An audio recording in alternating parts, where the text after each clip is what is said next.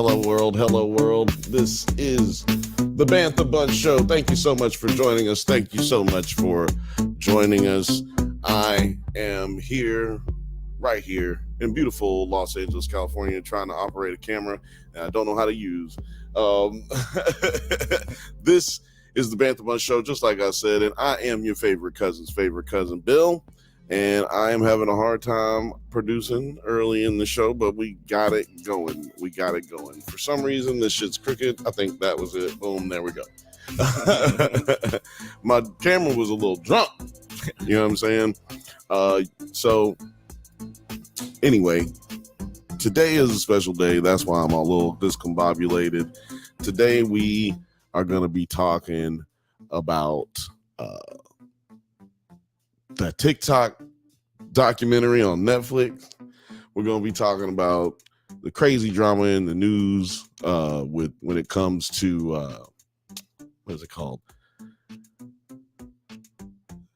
crazy drama in the news when it comes to box office stuff and business, entertainment business stuff. But what we're going to talk about today for sure, is something near and dear to my heart because I got a chance to participate in some kind of way, just like everybody else on the internet. You know what I mean? On Amazon. I see dead people. It's going down today, boy. We're gonna be talking about Kenny and Friends. That's right. We're gonna be talking about Kenny and Friends today. It's gonna be a great day. But first, I do want to introduce a guest that we have today, a special guest, coming in all the way from Birmingham, Alabama. We got our special guest, somebody you've never seen before. He's in to promote his new book.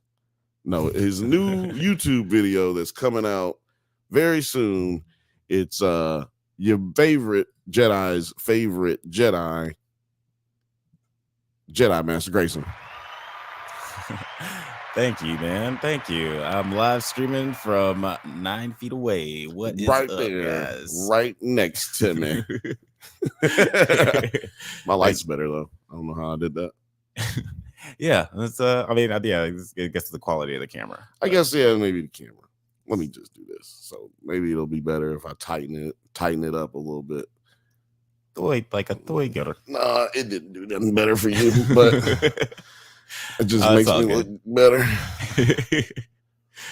Makes me look a little bit better. Yeah, I just got. I just look like I'm in a David Fincher movie. It's like everything's dark and gritty. I think somebody's gonna feed me pasta until my stomach explodes. Pretty soon. That is disgusting. That was gross. What you just did there? I was trying to think of something that happened in a David Fincher movie. That was not the first thing that came to my mind, but the first thing was way worse. It was also from 7. Yo, look at me. Mm-hmm. Dude, if we look at each other like this, it looks like we're looking at each other on camera. Oh, yeah. That's crazy. Technology. Yo, so shout out to everybody out there who's watching. Y'all are watching from Drunk Bantha's channel, or if you're watching from Nerds at Night, or if you're watching from Nerds at Night on Twitter, YouTube, Drunk Bantha's YouTube, Twitter. I don't know. It's all over the place. If you're watching from any of the many channels that we are coming from, many platforms we're coming from, we want to say thank you. We appreciate you for joining us. This is the Bantha Bunch, like I said earlier, and we are here talking about Kenny's Friends, how they went crazy yesterday on a Wednesday. Felt like a Friday. Felt like a Saturday. Yeah. Felt like it was weird. Felt like a Sunday because I had to go to work the next day. Yeah. You know?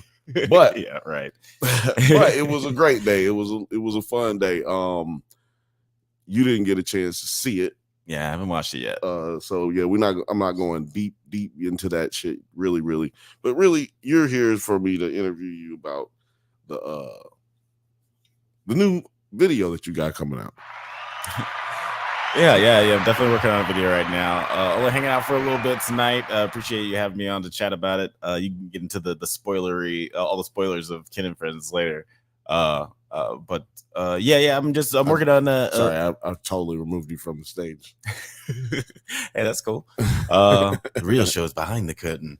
I'm working on a new video essay for the Drug Bantha channel. I'm doing it's half a review of Ryan Gosling, the new Ryan Gosling movie, The Fall Guy, and also talking about just the state of the box office and why it seems so unpredictable lately. A lot of movies that seem like hits on paper, like Furiosa and The Fall Guy, are really underperforming. And I just spent a lot of time researching and thinking about just trying to figure out why it was happening, just for my own thirst for knowledge. And then one of our fans commented on one of our videos. Is like, hey, do you want to? You should make a review of Fall Guy. I was like, well, maybe I should make a video out of this now.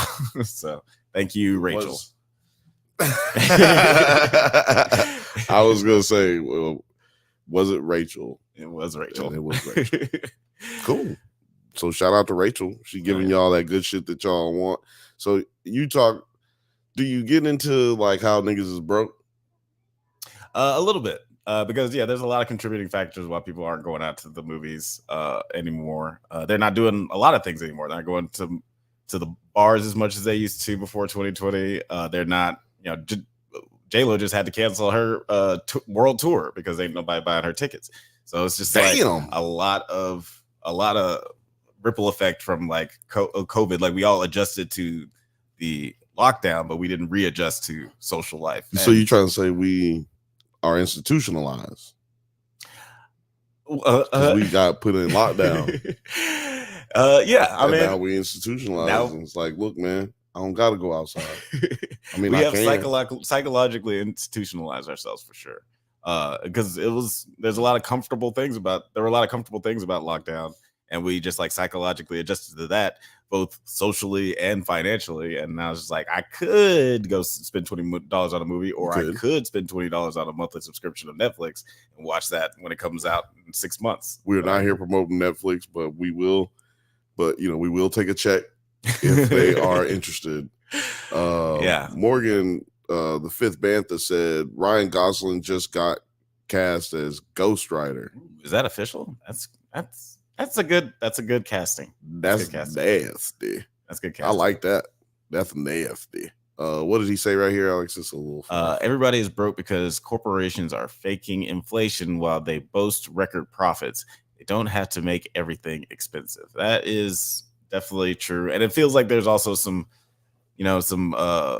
classic Hollywood accounting going on right now, where they're claiming they're not making as much money as they are. Like we've had people like George Miller and Peter Jackson who've sued their movie studios because like the movie studios claim that they made less money than they actually did. Those are directors, for those of y'all who are like me and don't know those kinds of things. Yeah, George Miller, who directed Mad Max Fury Road, he sued Warner Brothers over that. Peter Jackson sued New Line Cinema over profits of Lord of the Rings trilogy. It's like, how you gonna pretend like Lord of the Rings didn't make any money? For real though, like, yo, son, y'all went broke making that. If y'all went broke making that, then that means you spent too much money because it made a lot of motherfucking money. All the money though. It made all the money. 4 years. Or whatever. If you, man, that's like saying you sold crack but you never made any money. Like, nigga, come on. It's like, but where did all the crack go? Like, you sold it all. I was giving it away. What you mean? I was giving it away. Is that not how this works? Well, you know that the NFL just had to go like testify on trial because there's a lawsuit where somebody is basically suing them for having all the stuff on a paywall. Like, yo, I want to be able to buy games that are not in my area. Mm-hmm. Because let's just say, look, I'm a Bears fan, but I live in Florida. I don't want to watch the Dolphins. Mm-hmm. That's not even my conference that my team is in. I want to watch the Bears, right. But to watch the Bears, I gotta buy a package through NFL Network or YouTube TV and pay hundreds of dollars or $100, whatever. I don't know what the price is, but you pay that every month so that you can have all of the games even though you just want to watch one game. Mm-hmm. So they're actually going to court over this. This dude took him to court, and looks like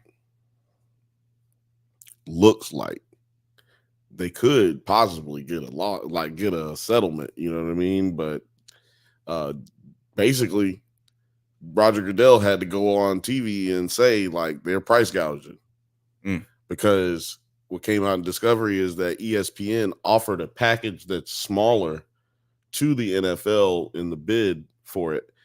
ESPN offered a package that would have basically, let's just say, so your NFL package, instead of it being through like how it is, you would pay $70 for the NFL package, and you could pick which teams you want, and then you can upgrade that package to have more teams. Okay, so it's like paying for like that is like paying for each channel, but like instead of a channel, it's like a team. Like it's like, oh, I want to follow this team, so I'm going to pay this price. Right? Yeah, I'm going to pay this price.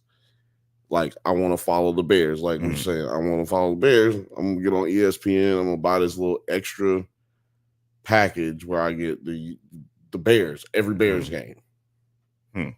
wherever it's being played. So it ain't got to necessarily be on CBS, whatever it is. That sound cool to you? It sounds better than paying like $200, or $150, whatever it ends up being, to get one game. Right. Yeah. I want to watch all the games. Right. So it's not. So somebody like me would have ended up paying for a whole different package anyway. Yeah. Yeah. What's the bulk price like for all the teams? Yeah. What is the bulk price? Yeah, it's got to be like. Some so it probably ended up being the same price though. Right. Yeah. Right. Probably. But it's a cheaper option for the consumer, and because that came out, I think that they might actually win this court case. But that wasn't what I was planning on talking about today. But that is entertainment news, and that's what I try to do here a little entertainment news breakdowns and whatnots. It is interesting. I think it's because like people's. Like only the NFL would be able to do something like this because of people's addiction to it. Like I don't see the NBA being able to do a similar thing, or maybe, but like not like MLB. Like Major League Baseball wouldn't be able to do a deal like this. You mean that you're saying like, or at least because it wouldn't be as lucrative. I don't think that as many people would buy in. They'd be like, well, fuck it, I'm just gonna not watch as much baseball this year. Yeah, no. That's somebody made that point earlier today, and something I was watching, the nigga was like, one dude was like, man, what are people supposed to do? Like, what's the consumer supposed to do? This is ridiculous, and they don't have any options. You're leaving the consumer with no options. He was like, no, they got options. They can just not watch. Right. And everybody was like, get the fuck out of here. Like, we need this. We need to breathe. Right. And we don't breathe except for in the fall. We don't breathe until August to January, or August to February. Yeah, it's hard out here for like a hardcore NFL fan. It's the only time we come up for air, Alex. Yeah. I mean, because I'm watching hoops.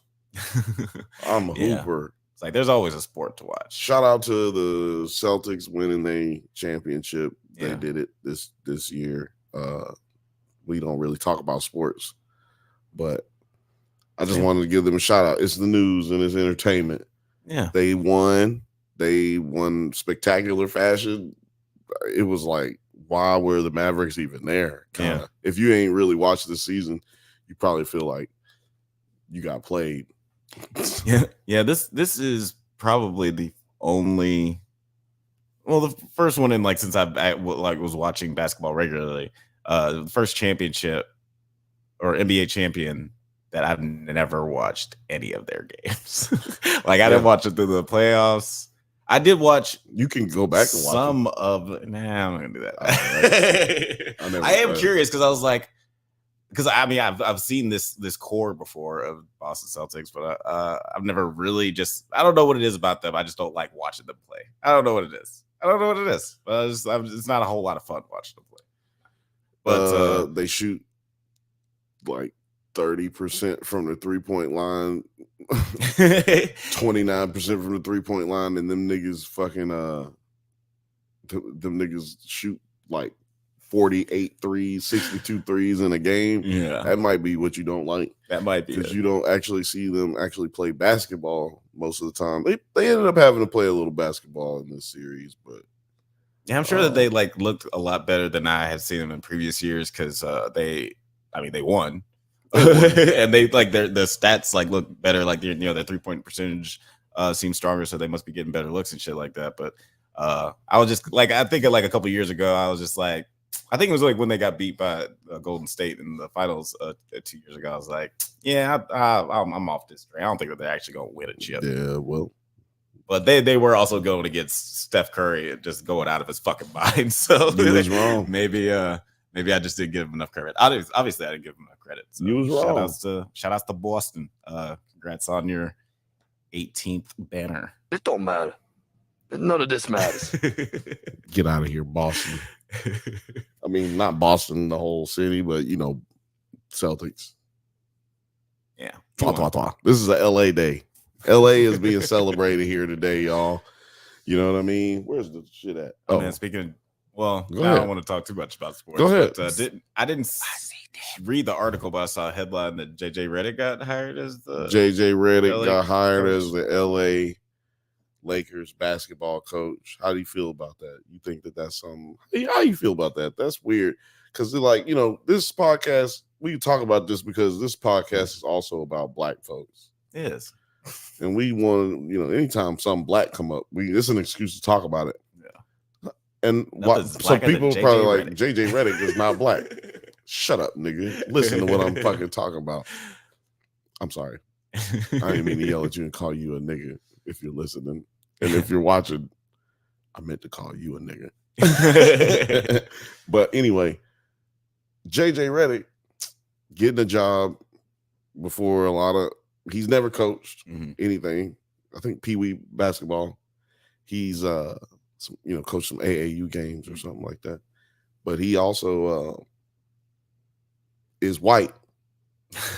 And it's a lot of black coaches who was out here really getting it, i.e. Sam Cassell, who just won a championship as an assistant coach with the Boston Celtics. I'm like, why didn't Sam Cassell get a job? They didn't even interview Sam Cassell. They didn't even interview no minorities for this job, allegedly.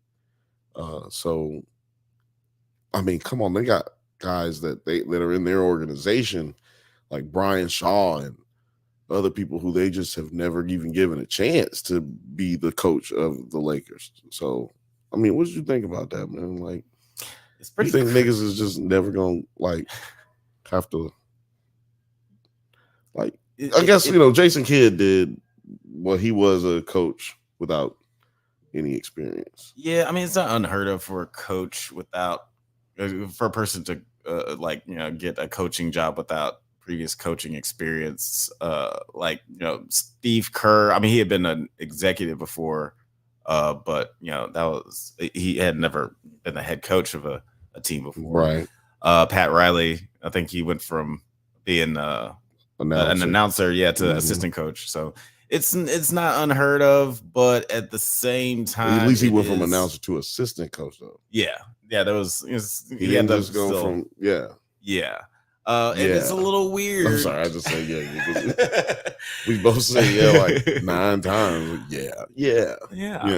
But it's just weird. I always find it weird when somebody who has never coached before just gets a job. It's like, why? What makes you think that he's a coach? Because he knows how to talk about basketball? That doesn't really translate. In that case, you can just go get like somebody from like SB Nation to go be the coach. Nigga, I'm sitting right here. You're not gonna endorse me to be the Lakers head coach. Might as well get you. It's like you have as much experience as JJ Redick does coaching an NBA basketball team. So it's just kind of that shit is always weird, just as far as like qualifications. Even before we get into the race shit, And then you get into the race shit. It's like we just had an NBA Finals with 2 black head coaches. So why? Well, why is that something that they just completely overlook? It's kind of crazy. Holy guacamole! That was loud. Hold on, let me go get the door.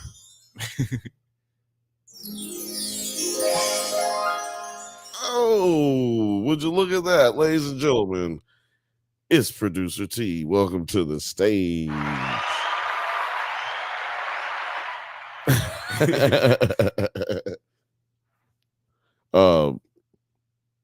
We're talking crazy shit right now, so I'm gonna change it up because you know what? I'm glad you just jumped in. This is a good time. This is a good time to change the subject right now, because I just found out. Damn, I just was about to. Man, I just forgot what I was about. Oh, I just found out today. It was announced either today or yesterday that Mel Gibson has confirmed that he will direct and star alongside Danny Glover in Lethal Weapon 5. And as soon as I heard this news, I was like, I mean, we all know that Lethal Weapon 5 already exists, and it was directed by Charlie, Mack, and Dennis, and it's a masterpiece. It's a masterpiece. I think that this is a superfluous, redundant film to make because we already have it. But, you know, good on for Mel. He's getting out of director jail, I guess, or whatever kind of jail he was in. He was in Jew jail. Jew jail, is that what they call it? Nobody cared that he nobody cared that he said that he hoped that the girl got vaped by a bunch of niggers. Yeah. But by a gang of niggers. That's what she said. That's what he said. But nobody cared about that. But he said something about the Jews. They was like, get this nigga out of here. Get this nigga out of here. Oh, T, I think you're muted. Yeah, I think you're muted, dog. We haven't heard you say anything. I thought you were just being quiet. He doesn't have a lot to say. I don't know. It just now you're back. I changed my mic, and then all of a sudden it was like, you're muted again. And then I was like, I just changed the mic. I didn't say anything. I actually was just being quiet. The only thing I said was, like, as soon as you said he said something against the Jews, I was like, well, yeah, who do you think makes his paychecks? I was like, who do you think? Buster, right there. We roll in the studios. Oh, man. Dude from the checks. Can't piss off the dude from the checks. Morgan said, T, where's the hat this week? No, I got to try to get my hair out. It's starting to curl up, so I need to put it in a hat. No hats this week, man. We can't always live up to the dream. You know, we've mystified y'all and captivated y'all with the characters that we portray here on YouTube. I almost wanted to just put my name as just Terry. I ain't really feeling nothing today.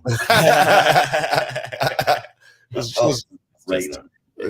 actually just Terry would be great if it said actually just Terry. That's great. That's actually a good rap name. Just Terry. You could R&B, you just become an R&B singer and just name yourself Just Terry. Yeah. Opening for Carl Thomas. What if it's Carl Thomas's new alias and he opened up for Carl Thomas? My friend is going to a Carl Thomas Tank concert tonight. I was like, yeah, is it 2002? Like, sure is it? Shit, nigga, that shit's gonna be lit. Oh, I know it's gonna be lit. That's a grown and sexy shit. It's gonna be mad bitches at that spot. They are like, look, if you're in now, nothing, I'm not body shaming. They're gonna be all around 40 years old and plus, and then they're gonna be some plus size women there too. Mostly plus size women. So go out there if that's what you like. That's what's gonna be out there. I'm just trying to tell you. If that's what you like, go and get it because it's out there for you. Tank and Carl Thomas, man, that's black as it gets. That's pretty black. It's pretty black. I was like, who? What? Who's opening? She's like, you know, Carl. I was like, oh, I know. I'm just saying, like, it's 2024. Is it just them? There's a third person who's also from there. Kurt Franklin, nigga. Who the fuck is opening up for him? This is crazy. I would love to see Kurt Franklin and Tank do a show together. It was like we're not going to talk the entire tour. Oh man, we have different vibes. Before the R&B Money Tour. What the fuck? The R&B Money. Is that what it's called? That's a terrible name for. That's a terrible name. That is a really bad name. They could have just called it Just Terry Tour, and it would have been. It would have been better than that. But yeah, that's the R&B Money Tour. I feel like you could use so many more better descriptors for like that era of R&B to make this sound more appealing. It's like it's R&B and you got to have money to get into the show. It's like it's not it's kind of lazy. Damn. But what do I know? I'm not going to see it. But I got about 5 minutes before I gotta go. I lost this link that Kirsten sent me. It was a story that I was going to talk about, but I can't find it. So, remember what it was about? Oh, I mean, I guess that's a stupid question. I can't remember what it was about. I don't even need the article. I just need the Jesus. Who's this, man? It's people be coming at the door all the time. Just let yourself in. The door's unlocked. The door is unlocked. Where Man. was this article that she sent me? Was it on TikTok?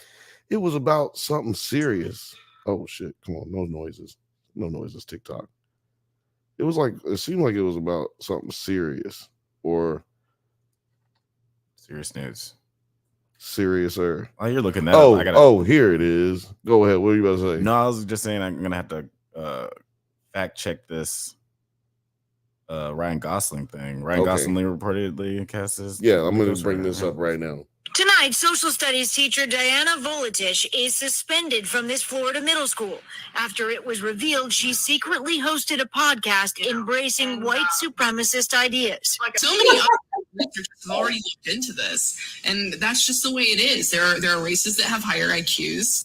First reported in the Huffington Post, 25-year-old Volitich used a pseudonym, Tiana Dolokhov, often discussing what she sees as the failings of the education system on her podcast called Unapologetic. Meredith Blakely. This bitch got a podcast. You a teacher.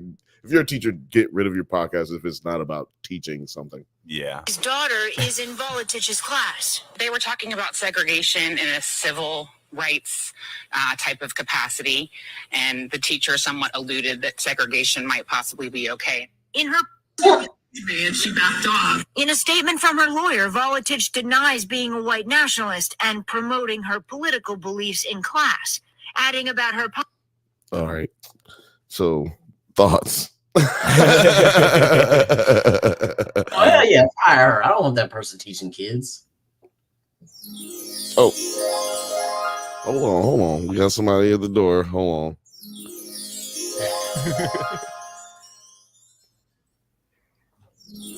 It's 9 from 9 Nerd Yard. Hey, sometimes you gotta pop out. Sometimes you gotta pop out and show niggas. But yeah, 9. Or Alex, what you got? You're about to have to go. What's your thoughts on this before you leave? And then I'm gonna give you another pop on your joint. Let's go ahead. I was trippy as hell seeing you like just reach across the panel. I was like, whoa, what is I wasn't maintaining. I was supposed to like the fourth wall. Etiquette. My bad. Yeah, this is pretty fucking crazy. Like you said, why would you be a school teacher and do anything on the internet that is like you never read the news before? Like we see so many stories of like, oh, this teacher had an OnlyFans and got fired. It's like, bitch, don't do any of this. Like, and it's hard to search for a random person's OnlyFans because there's no like searching in OnlyFans versus like searching for someone in a podcast. So it's like if they're getting bopped, right? You're gonna get bopped. Yeah, if they're stumbling upon that shit, like somebody's definitely gonna find you. Like everybody in your class is gonna Google you at least once. No one found that or was listening to that shit until she got in trouble for this shit. Like nobody even know that shit existed, but it's just, cannon fodder. Yeah, maybe she gets some sponsors after this. I Like, don't know. Maybe this jump starts her career. She's gonna this bitch is gonna be like, and it's really been hard. Sometimes it's real hard when you deal with things like this, when you know that you're a superior race, but you can't do nothing about it. People always looking and listening to the hip hop and doing all of that. But what makes me happy? You know what helps me get through it? Happy Dad. Happy Dad helps me get through all of those things, and I'm able to. Yeah, she's gonna wind up being like the fucking Trump's secretary or some such shit. Like, sounds like she needs better help. Yeah, exactly. Better help helps me get through it. You don't have to feel like you're a libtard just because you go to BetterHelp. Yeah. What does this lady look like? Oh man, I'll send it to you. I'll send it to you because oh, shut up. You shut your mouth. Is that her? Yeah, that's her right there. What you think, Alex? She looks like Meghan Markle. She looked like she does not look like Meghan Markle, but that shit was funny. I think I got that celebrity right. Damn, I had to send it. Hold on, I sent it to your. I sent it to your phone. On Insta so I can pull it up, show everybody right now. Where's the what copy? The hell? For some reason, I was logged out of like everything. It's been a rough production day here for us. I couldn't even get in to the stream. I didn't hit the damn intro video when we started. The camera's all sideways and drunk. We're trying out of this new feature that we got here, the double camera, multiple cameras. That's why I can like reach out and slap this nigga from a different dimension. You know what I'm saying? Just smack it. I'll walk through this box. Anyway, Alex, before we let you go, go ahead and tell people, when the video is coming out? Probably next week. I'm gonna try to get it done by next Saturday.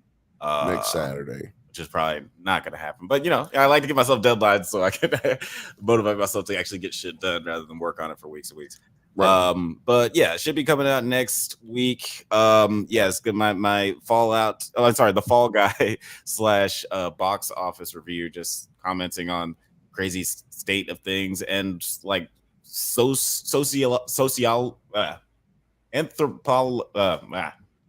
how people are reacting to the box office right now, and just like how society has changed since COVID, and how people just haven't readjusted to going out in the real world. How it's not just limited to movies, but movies are definitely being affected.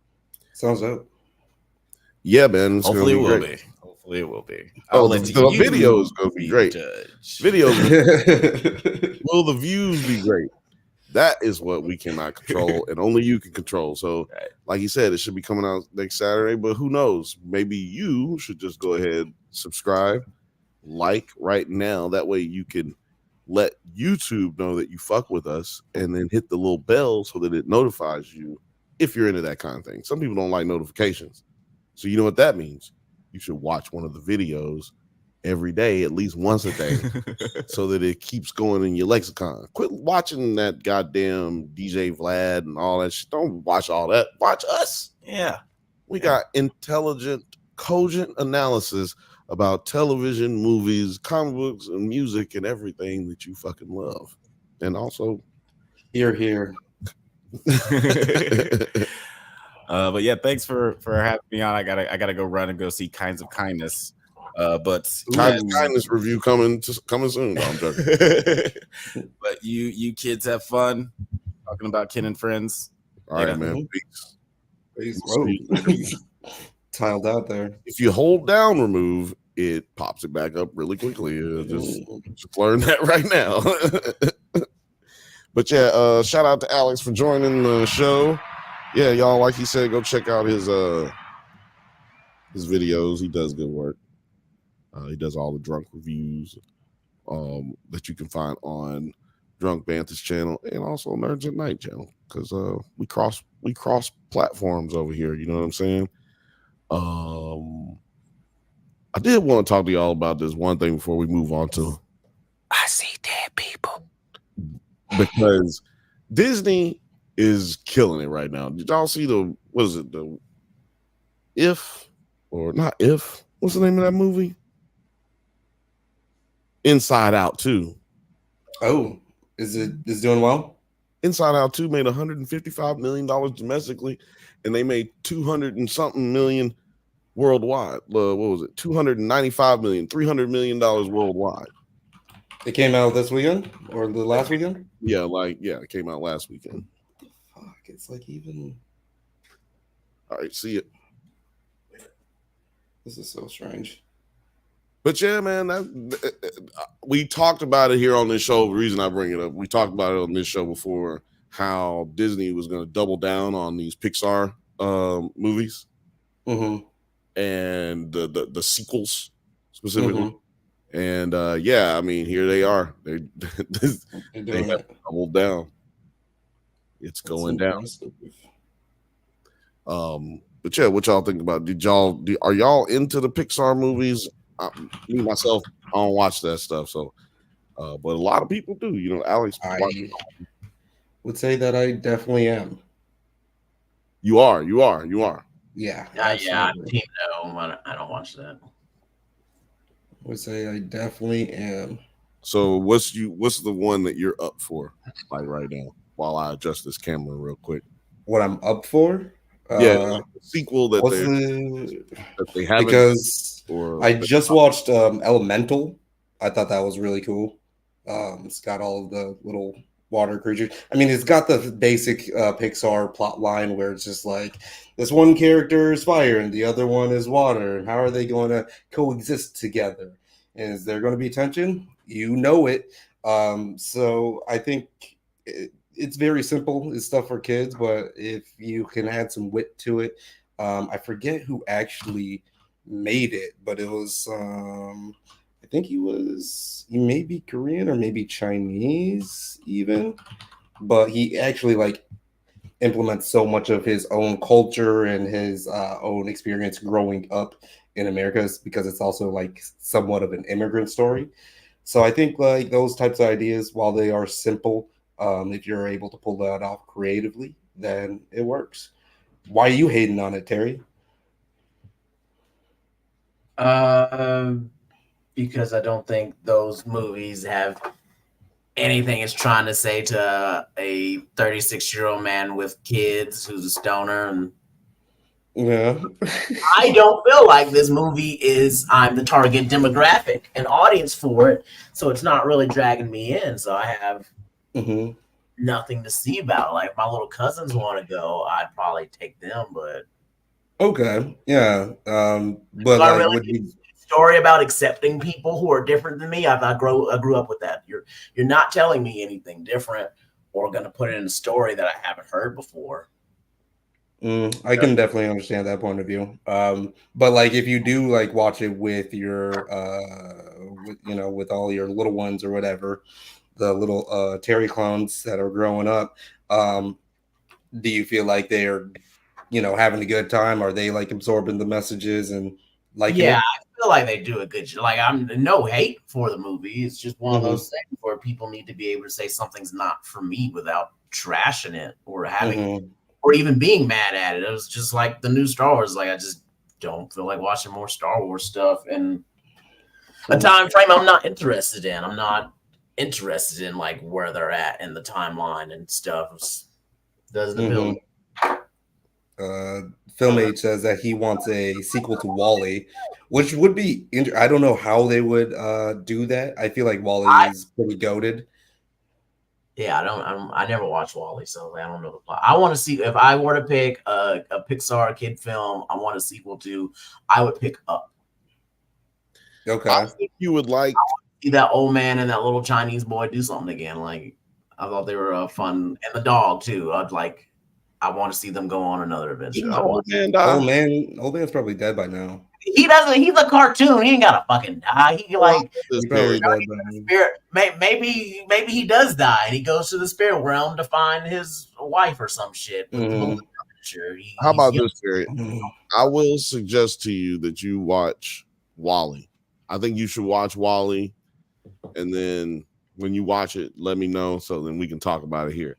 Because I think that's one that you really would like, mostly because there's almost no talking in it. Yeah, like for the first little bit too. It's like it's a silent film basically for the first little bit. And I want to hear Film Age's pitch for Wall-E 2 and like what ideas that he would come off of.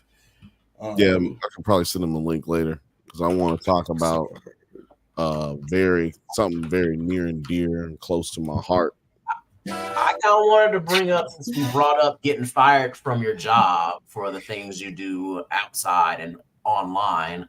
Have you heard about that plumber black dude who was on that Pop-It balloon show? Have y'all seen that? I saw that on Reddit. Yeah. I saw it on Reddit. But it's like this dating YouTube show where they like meet somebody and talk to them, and then like all the girls or maybe all the guys too, they have balloons, and if they're not interested in you, they like just pop it. So it's like as soon as you show up, they can pop it, and then you give your spill, and then they're like popping it along the way. And this dude, like, he was a real dick and like kind of like a chauvinist pig type dude. Thank you. They were like, but what had happened was because of his appearance on the show, all these people started calling his job, and apparently they fired him. And I'm kind of like, wait, you can't fire someone for how you. I got it. Like, he went on there and was calling them bitches and just like talking about the company and like just doing wild shit that you'd be like, yeah, you need to be fired from this job. It was just like, so I was wondering if you had seen. I did not see the aftermath of that. That is crazy. Hey, well, like, would you fire this man if he had been your employer and what he did on camera? Would you fire him? What did he do again? Because I was setting up. Here, I'm gonna let you react to this because. Got it. Oh, that says the post was deleted. Let me see. I could probably find the clip. Because Film Age is all on this. He's on the case. He said, "Oh yes, the plumber dude. He's been everywhere." He already know. He already did not catch that. That is fascinating to me. Yo, look, I am not great at the social media keeping up with things. So if y'all could do me a favor, go to the Drunk Bantha's channel or the Drunk Bantha's Instagram, and follow us. That way I can see your shit and y'all can keep me up to date, man. Y'all follow me and send me some shit, man. Twitter especially. Just Twitter _Banthas. I need news. I need information. I don't know what to talk about, and y'all can help me produce this show a little bit. Let's see if I can find it. Also, I'm kind of curious what this producer Penny Cam is doing. Like, oh yeah. I need more like blending into that couch. Yeah, I need more light for this thing. Like, well, does that work? Kind of works. No Neck Man gets destroyed, but that's some guy reacting to it. Okay, I found the whole thing, and I can tell you the timestamp you need to go to. Okay, yeah, send that to me. I'm gonna put it in the chat right quick. I'm gonna get a light for the producer Penny Cam. It was like very interesting too. Just the way that when I was like in the Reddit post or whatever, like it seemed like it was one of those posts that were like completely dividing the comment section, where people were like, "Oh no, I fuck with this dude. He's telling it how it is," and then other people were like, "Nah, this guy's acting like an asshole." To be honest, what did he say now? I'm confused because I was. That's why I gotta say bring it up. Yeah. Because I was setting up this shit. We got like. You want to react to it first and then set up, or do you want to? No, I was setting up. I was trying to set up the Penny Cam. You know what I'm saying? And producer Penny Cam. She's up. She's up a little bit. So, but Yeah, let me know. I want to react to this. It's the hour. Go to 1 hour and 8 minutes in is when it starts. Yeah, I'm seeing it at the end here. Because this dude already he looks kind of interesting. He looks like a Ninja Turtle. Like that I was just like, that was exactly what I was kind of thinking before she even said it. Oh my gosh. All right. So I hope they don't get mad. It looks like a lot of people are just reacting to it, so they shouldn't be fucking with us like that. Yeah, we're just bringing more eyeballs to it. All right. Yeah. Oh, you know what? This is a thumbnail for this. I saw a thumbnail with these two people on it. Yeah, yeah. I bet you did. I don't be paying attention to this shit. Y'all need to let me know. Let me see here. Sure, I got on Reddit and then I saw the comments and someone put the clip in it. Mm-hmm. See, I deal with really serious shit all fucking day, so like this don't pop into my lexicon, you know. Like right. You're too busy watching all of the murders and all of the Bowen and the on set and all of that. Not just that, but my job deals with like a lot of weird, word, uncomfortable, depressing shit. Well, time to take your mind off that. All right, if we can have your name. My name is Aaron. Aaron, how old are you? Yeah, I'm 29. 29, okay. And what do you do? I'm a licensed plumber. Oh, like very cool. And now, what do you look for in a woman? Weird. I look for a woman that's not promiscuous and has a career going for herself. Okay. Yes, ma'am. And now, what are some of your deal breakers? Deal breaker, being promiscuous. Said that. And also, hold on. I don't know if you like pulled this off because what happens is if you are out, you don't want to like talk to this dude, you're not feeling the chemistry, then you pop the balloon, then you're out. Yeah. So as soon as he walked up, before he even opened his mouth, old girl already popped the balloon. Yep, which threw him off. You could tell it threw him off a little bit. Like, and I think that's why he kept bringing up promiscuous, because he was like, bitch, you fucking look like a nasty hoe anyway. How about that? Like, I think basically, and that's he's gonna say all that too. See, look, I know a nigga when I see one. This nigga right here, woo, I can't wait. Cause look how he hold that microphone. See, first of all, you know this is a country ass nigga, just how he holding the microphone. Yeah, he looks like a stocky ass Nelly. Yeah, dog. You know what I'm saying? He look like he played linebacker for the St. Yeah. Let's see here. Some of your deal breakers. Deal breaker, being promiscuous, uncleanly, don't have a career, nothing really going for yourself. Okay. All right. So we did get a pop balloon. Let's go ahead and go on over there and see what's going on. Yes. Okay. This dusty bitch. Let's see what she talking about. Okay. Yes. Cause she a problem. Let's go ahead and get her out the way because she a problem. Oh, sorry. You kind of when he gets to the girl in the red dress is the best part. Well, I was saying, Bill already kind of guessed what this dude was on. I want to kind of see if he can guess what she's about to say. Oh, what she's about to say? Yeah. Oh man, she's probably gonna talk about how short this thing is. No. Well, let's see. All right, if we can have your name and age and why you popped your balloon. Hi, my name is Karma. I'm 24. Okay. Oh, sorry, I'm supposed to say the popping the balloon proper. Got you. For me, it just did not work. I didn't feel like I had chemistry or I wasn't fully attracted to you. And I feel like that counts if we are going to be going through a dating show, you know?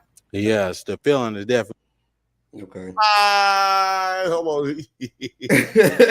Oh man, so my dude was about to say that the feeling is definitely mutual, but you know, like I think that's the reason she's not attracted to him. One of the main reasons. The other reason might be that he looked like Muggsy Bogues, but yes, the feeling is definitely mutual. So that's okay. Yeah. Thank you. You did me a favor. You know, absolutely. Yeah. Look at her. She's like, what did he just say? Her face right there was like, confused by that. She was like, hold on. Why? And that's also, I was just like, oh, Thank you, Queen. He's The way he said Queen, like, notice how he always says Queen to him, and it almost sounds like a fucking insult. This nigga was like,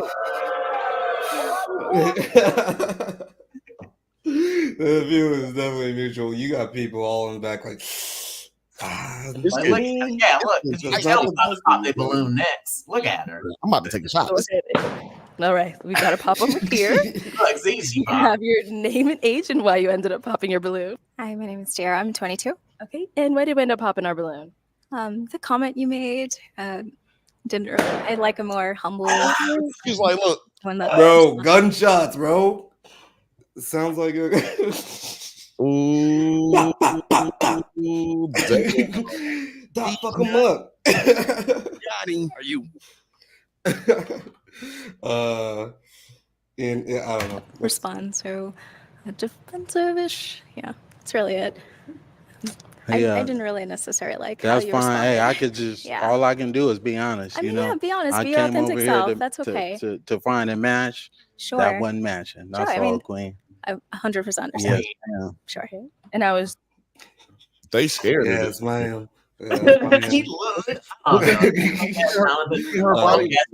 majors looking nigga. This is like a lot longer than the clip that I saw. Terry, do you know like when we can kind of like jump to like I unless thought you guys want to do the, you want to run it because it's only like it's 7 more minutes. So I thought we were watching the whole thing. Hold on, All right. jump before you jump. Stop interrupting, non. Just play it all the way through. Damn. Well, I don't want to get like I don't know Cannot what type of thing they're on, and we cannot just play it all the way through. Look at this lady's body language. Like it feels like they a little afraid of this nigga. Like he is kind of massive. At least are you talking about the one the host right now? All of them really, but these two ladies specifically. I was talking about the woman in the white dress. Okay. Even when she's initially like engaging him in conversation, she seems like afraid to even say what she's really saying. And tight, and like the smile is tight, but it's not like a smile. It's not a happy smile. It's a like don't beat me the fuck up smile. And she's leaning back away from him. He's not leaning towards her. She's leaning back. She's like taking her energy away from him. So you can tell it's getting tight. And look at the girl and look at the host. Her face is looking like, look, nigga. Like, what are you gonna do? Don't freak out on us now. Make it more awkward, nigga. Calm down. Like, you know what I'm saying? Right. It's interesting. It's tight. Yeah, it definitely is interesting. I do get the impression that like she's just kind of like the lady in the white. I feel like she's just always like that though. But I do see it like with the host. The host just seems like genuinely the way she's looking and the way she's like kind of like holding herself a little bit is just like afraid. Genuine shock and awe. Yeah, that's crazy. Philmate says, bro, I'm still on the floor from Bill saying he looks like Muggsy. Damn. He really looks like Muggsy Bogues, but like super cock swole. Like this big. Skip on down to the part with the, I guess it'll probably be the next section with the girl in the red. That's really what all the stuff was said. Yeah, I think she pops it next, so we might be able to. Go on to this next. Yeah, run this. Run this right What's here. your type? She all right. You know, that's my type. I don't mean to be disrespectful. Girl in the back just but if I see you in public, I wouldn't reach out to. Totally fine. Yes, ma'am. If I seen you in public, I wouldn't reach out. Boy, shut up. Balloon over here. Your name and age and why you ended up popping your balloon. I'm Lex and I'm 23, and I popped my balloon because I feel like you could be a tad bit disrespectful, like how you, like, I don't know, arrogant. Yes. Yes. Yeah. Just that. Well, voicing my opinion is not arrogant. You know, she asked me if she would be a good fit for me. If I like what I see, you know, it's kind of. And I guess it's just like how, you know, because like I can vibe with like what he's saying. It's just, again, like how he's coming off. Your delivery. Yeah. And he's just coming off a little defensive. He didn't actually have to say any of that. Yeah. He never had to say. Because it's okay if you got that opinion. But the problem was he was mad that old girl popped her balloon before this nigga got to say nothing. And like, oh, my nigga, she just think you ugly, cuz that's first off off. She was like, "This nigga Don't got they do like a one-on-one type talking thing before this? I feel like, and then they get to the balloon pop. So I feel like maybe they. I don't know. I don't know how the show works. I don't know. I'm just going based off of seeing here. This nigga walked up. She popped her balloon. Bang. Yeah. Pop. But I was like, I think maybe they talked to him before the balloon pop. I think like he walked up and then just let him know. I don't know if like are you saying that like they may have cut some stuff out or whatever? I don't know. I'd have to watch the whole show because this is really just like the last part of it. Right, I'm seeing how long this thing is. I don't know who they were, and they had an hour long, so I don't think it's just an hour of randomly keep doing this. I think they actually like talk a little bit without saying their names and ages. Well, since we don't know, we're not. It's a bunch of dudes on here. It looks like so. A bunch of different dudes. So we just got to this guy. I have no clue how this show works. It's interesting. He's probably blowing up off of this just one clip. It's Arlette Amelie. Well, hold on. Let's get to the tea. Let's get to this red dress. Yeah, you want to get to the redhead. So of course. That's all I can do is just state what I see. That's not a good look for me. That's all, Queen. But thank you. You did me a favor as well. Yeah.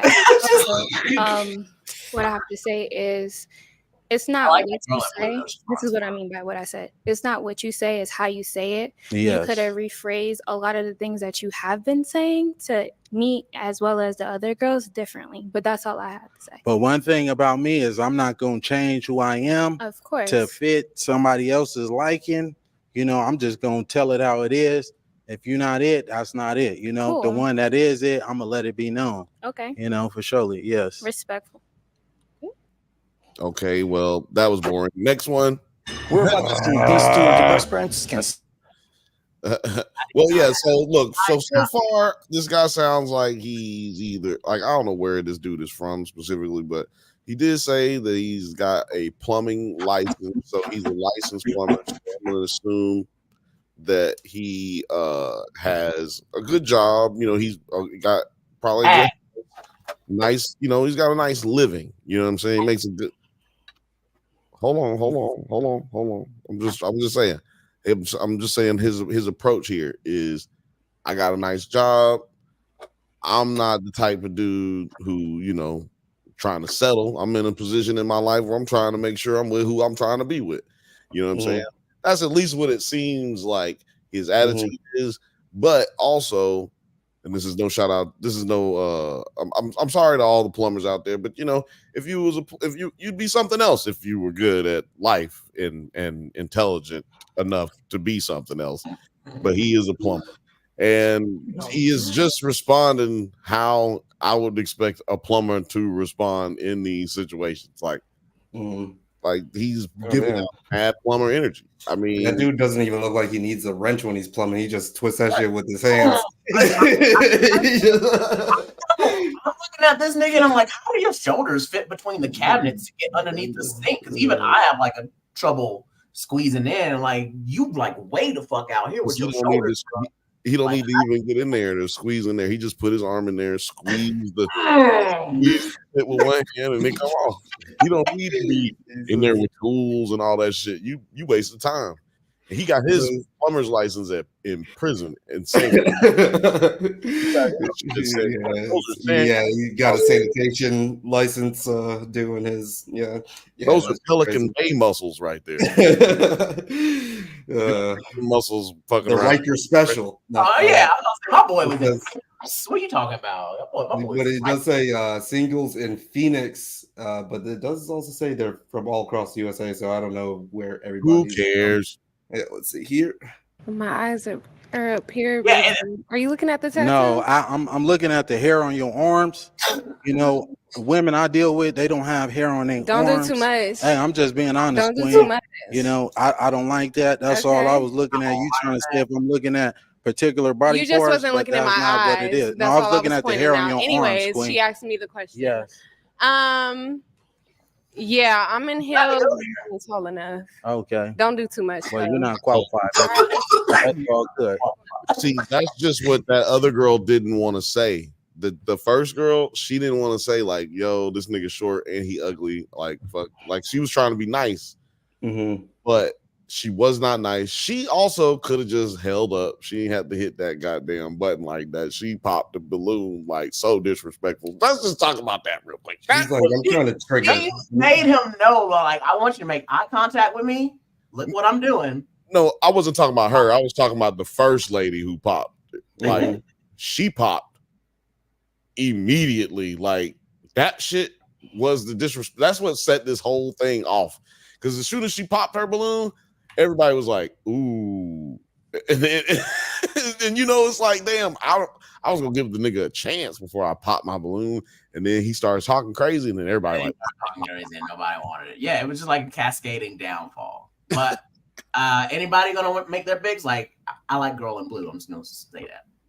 Oh, I don't have any picks here.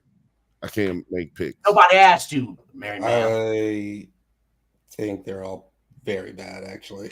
Yeah. Who knows? Maybe I'm just thirsty. It's hot. It's hot outside.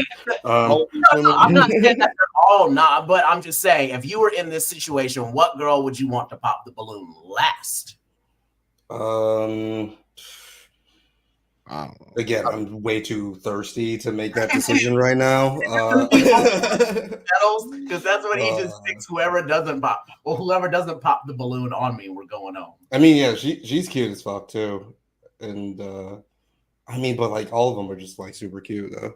Let's see here. Film Age said it's the pink for me. Pink?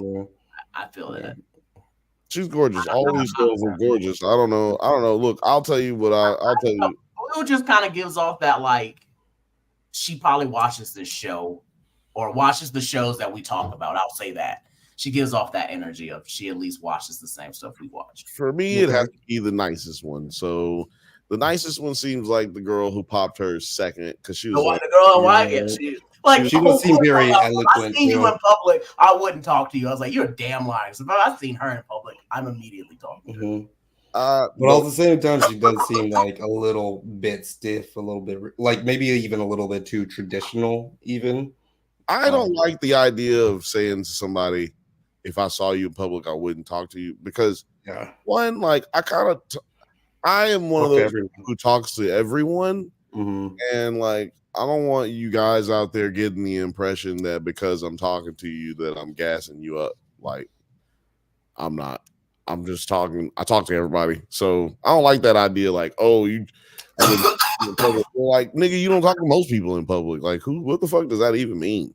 Like, right? Yeah. Oh, I'm the opposite. Please don't come up and talk to me. I don't really want to talk to you. So if I'm talking, I like you for a host of reasons. I think you're cool, interesting, or something. But yeah, I don't just come talk to me. I don't want to talk. I saw you hesitate. That's why I had to ask. So if we can have your name and age and why you ended up popping. My name is Kayla. I'm 23. Originally, I was not going to pop my balloon because I know a lot of them popped it because he was being, I guess, arrogant.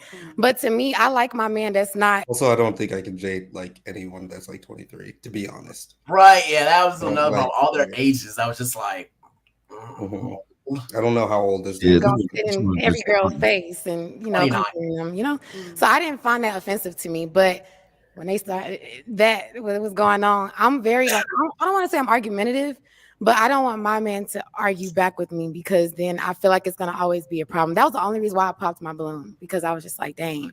But then with me, you kind of got a little bit catty with me. You a little sassy just a little bit. And you want everybody over here, I'm gonna get at you too. You kind of look like a Ninja Turtle. You're not that cute. You need to relax. You stocky as hell. And I was trying to be respectful, but like you was really coming out like I didn't like it. I'm from the South and I can handle like pause, go back. Hold on, pause.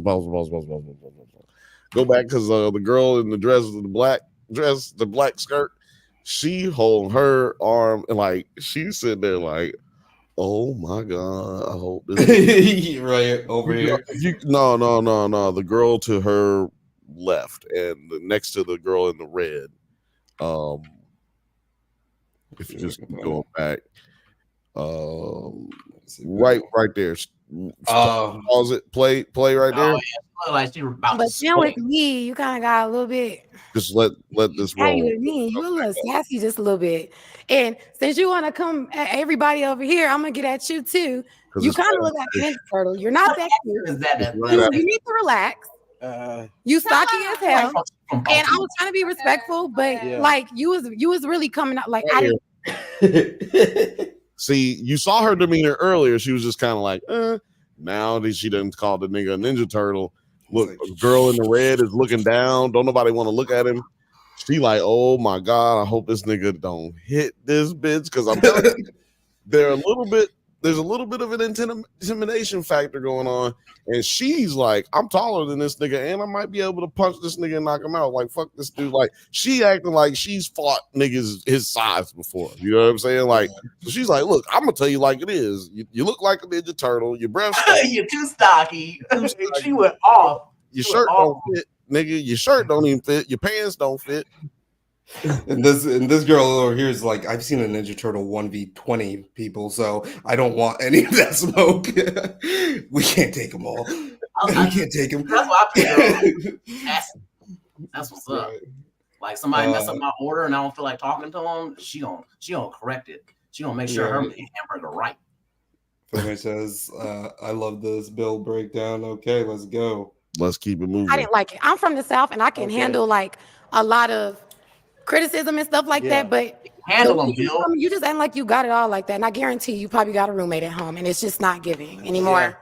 Well, let me say this, Queen. I'm a licensed plumber. I do real estate and property management. I live downtown. So I live downtown. I stay by myself, Queen. You know, and you're not even qualified to be even dealing with me. Everybody not qualified. You definitely not. You know, if anything, it was one of these two. I wasn't even looking your way. You ain't my type. If I seen, that's fine. That is totally fine. Okay. But one thing about me, I could pull 100,000 on the bank. Can you do the same? You can't do that. I feel like that is the quintessential move of like saying of like all of the. I've heard that so much in like the alpha male manosphere podcast things. It's like, well, I could pull out all this money. Let's go band for band. When it like literally was not really. Let me tell you something. Why that's bullshit. First of all, we need to move. We need to move on to the other part of the story after this part. But for the reason is cap when you hear a nigga say. Anybody say, I can pull $100,000 out of the bank right now. Can you do that? I can spend $100K in a weekend. Can you do that? Like whatever the amount of money it is. And they say, can you do that? If you could do that, like in this situation right here, if this nigga could pull $100,000 out of the bank, why not just pay for some pussy? Like, I don't know, like, why are we even here? Why do you even need to be on a dating show at that point? Like, if you're really that confident, No, not even about the confidence. Just buy some pussy. Like, go online and purchase a woman to be with you and keep you. Go to it and go to a different country too. Yeah, go to all kinds of countries. If you got $100,000, less than that kind of money. If you got $100,000 in the bank that you can pull out, then because that insinuates you won't be broke after you pull it out, right? So if you have that much money that you can pull out, then that means you can go to another country, purchase a companion, female, male and female, 2 males, 2 females, 3 females, and 1 male, whatever. You can purchase all that you want, hotels, suites, champagne, good food, and you won't even break into your interest, nigga, in 1 weekend. You can do that if that's possible, if that's the case. You 100K more. Why are we on a game show? Why are we on a game show where the possibility of women liking me, is it's all left up into the air. They don't know nothing about me. They don't know my personality. I don't get to express myself, blah, blah, blah. Mm-hmm. Why would you go on this? So that's how you know this nigga ain't got no money. Yeah, I'm more concerned about like getting on the game show if you got that type of money. Not even like, because if I had that type of money, which I definitely don't, is it like I wouldn't like even be paying for pussy either way. You know what I'm saying? I still would want to find somebody that like, that I want to be with or whatever. Yes. But like I would definitely be have better options than going on a game show to find love. I would not be even paying attention to any of this shit if I had $100,000 that I could just pull out. My point about that is that if, like, before I get to, like, when I go down the list of things I'm gonna do, like, as I get to my desperation levels, as I get down that far, if I got that kind of money, I'm just gonna buy some pussy before I go to the game show to find a bitch that I don't know that's maybe gonna like me, and maybe I'm gonna get embarrassed on television, because that's anytime you're on television, anytime the fucking light is on and there's a camera in front of you, then you're a meme already. There's already some chance that something embarrassing is going to happen. It's happened to me 4 times in this episode. and most of those were at the first. It's happened to me 5 times, and I've only been here for a little bit. Oh yeah, man. But all of this being said, y'all said this nigga lost his whole B off of this. Right before we get to that, just another part, just when I thought you were going to say this about people who say, I have this amount of money in the bank I can pull out. When you have that kind of money, you don't pull it out that easily. It doesn't work like that. Like, I found out the hard way about, with how the Kevin Hart used to have that joke. It's like, oh, I got this account, but I got to move it to my other account, my accounts. That's really how it works. You can't just pull it out like that. Like, if you have that much liquid cash, that's just kind of crazy to me. Like, you should be invested. None of my shit's liquid cash like that. It takes me a while to like cash out my stuff, because I want my money to make more money and not just be liquid cash like that. No one no one would be doing that. You're a complete, unless you're like some kind of crazy trust fund kid and your dad just takes out money and puts it in your spending account like that, which that's a possibility, but then you're a terrible type of person anyway, so you're not impressing me. Right. I don't know if unless you have like a black card or something, then that maybe like the only time you're really spending that much money is on credit. Like, you can't take out that much money in cash. You would know that if you actually had that type of money. If I had $600 million in the bank, in multiple banks, several, whatever, I would definitely pull out $100,000 and throw it in like get a hotel and like throw the money all around in the motherfucking pictures and roll around in it. You wouldn't even need to get. Wait, you would get 100,000. I'm going to the bank. I'm getting it now. Yeah, no, I feel you. I don't think his intention. I don't think his point was that I can go do it right this very second. I kind of think it was, and people who usually say those things always pretend like that's how money works. That you could just go to your bank account. I was like, no, if you really had that money, that's not possible. I'm like, look, let's go to the bar and let's see whose bank account freezes up first. It'll be mine, but I'll get a lot of free drinks out of you. Did you is there like another video, or is it like, because I'm seeing an article about like the aftermath? I haven't. I've only seen about the articles and stuff, reading about him getting fired, and then I found the video to give it my opinion, to be like, was it really? So this guy got fired for being on TV, basically. So they said the company has gotten over 500 calls complaining about him. Oh, you know what? They were getting hundreds of calls in a day complaining. It doesn't even matter what he says at that point. Sounds like to me he's about to have a situation where he will have $100,000. Yeah, because you cannot fire someone for just doing this. He didn't expose himself. He didn't hurt anyone. He didn't say the name of the company. He didn't even call anyone out of their name. Like, he didn't say anything to these ladies that would be even considered like aggressive. Actually, I'm going to be honest. He didn't say nothing disrespectful. I don't feel like anybody said anything disrespectful in this. Sometimes you got to be able to be honest.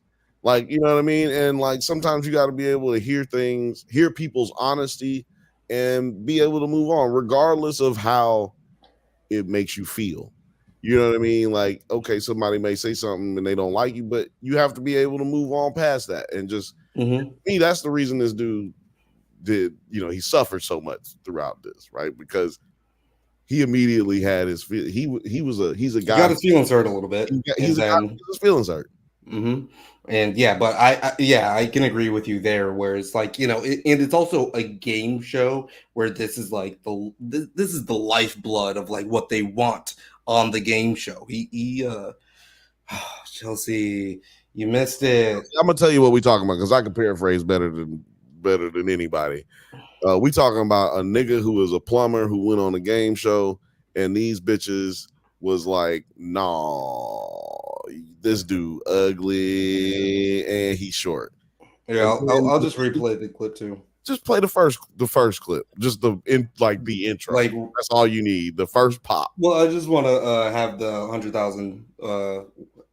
I feel like that's a good. Made it home, and it's just not giving anymore. Yeah. Well, let me say this, Queen. I'm a licensed plumber. So, I do real estate and property management. I live downtown. So what you doing? I stay by myself, Queen. And you're not even qualified to be even you dealing say with everybody me. Not qualified. You definitely not. If anything, it was one of these two. I wasn't even looking your way. You ain't my type. If I seen, that's fine. So that is totally fine. Okay. But one thing about me, I can pull 100,000 on the bank. Can you do the same? You can't do that. You can't do that though, baby. Yeah, in a real way, you can't do that. Yeah, so we're talking about that's what I mean. Like, yeah. Hold on. Can I please see this last balloon, bitch? Hold on, because this bitch is still, after all of this, she still hold on to that goddamn balloon. Yeah, actually, because nothing about it, because I really want to move on to Kendrick. Oh, I gotta quit holding my hand up like this. I guess I do that a lot. Anyway, I want to go talk about this last balloon, but yeah, just hit play on this one right here. Yeah, because like this was actually the end of the clip. I didn't even see this. That's okay. All right, if we can have your name and age. Today we're going to be trying God Dave's Hot damn Chicken it. Bites. Hold on. Eminem does commercials now? Why does nigga look just like Eminem eating some chicken? Anyway. And Esther, you still have your balloon popped. Why so? Are you done? Oh, yeah, I'm done with the rest of that. Okay. Okay, now we can talk, right? Link as in you want to have the link on to the show? You want to join us? But yeah, let us know.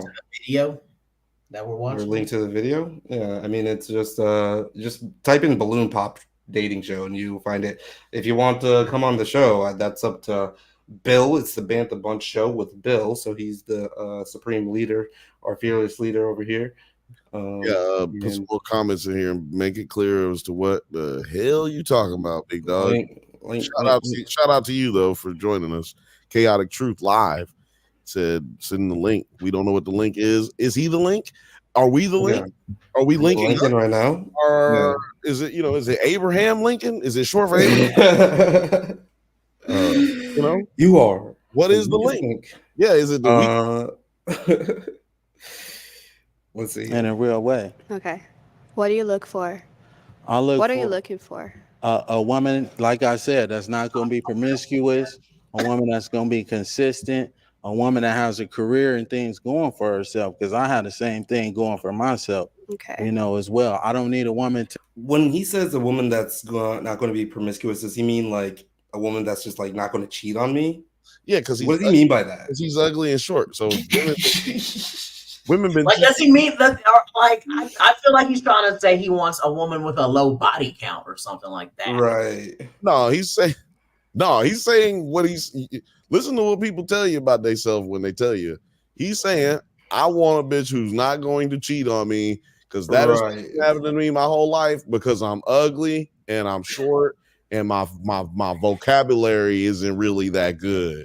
But I've been drinking all this. About to gorilla slam through Bill's apartment. Like I've been drinking this milk. I've been drinking this milk and doing my push-ups. I know that these bitches can't really fuck with me, and I just want a bitch who's not looking for other niggas to fuck. He's going to the Andrew Tate School of Body Count. Jesus. Yeah. But I don't know, but so invested. She's trying to give me her money or anything. I'm just looking for devotion and some loyalty. That's all. And some honesty. Yes, there you go. Devotion and loyalty. I'm a God-fearing man. I practice monotheism. I won't tell you what I identify as religion wise, but we can get to that at a later date and time. You know, if you come to find out he's like fucking Mormon or some shit, like just like a no, he's a 5%. He's a 5%. White man is he's a 5%. This guy got a Super Saiyan Bill when he's asleep. Yeah, he's got time because he lost his job. Goddamn, yeah, he's lost all of these reaction videos. I'm not gonna lie, but I hope he got this girl. I hope he bagged her. Wait, like, this is good. Is this him? Are Kiana Truth live? Are you? That's not him with hair? That nigga's old. Or looks old. Leave here with me. Okay. Do you know the Bible says that love is kind? Yes, certainly. Are you here for love, or are you here to just insult? I'm trying to create a family. You know, that's what I aspire to do. Okay. Yes, ma'am. All right. You're good? Sure, we're good. Oh, okay. All right. Any What questions? the fuck? Not picky.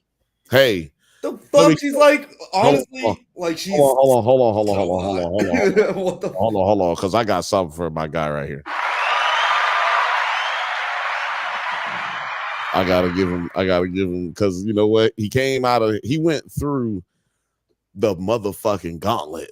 He went through a rigmarole of bullshit. He took his lashings, you know what I'm saying? But he kept it respectful, even though he was talking mad shit. He never called nobody a bitch or a hoe or like insinuated that anybody was promiscuous. Well, his one identifiable God. He was an asshole. He was an asshole. I won't say he was an asshole, but he was arrogant. Let's just keep it to what they kept, because they was respectful as well. I'm not trying to say they was disrespectful to him.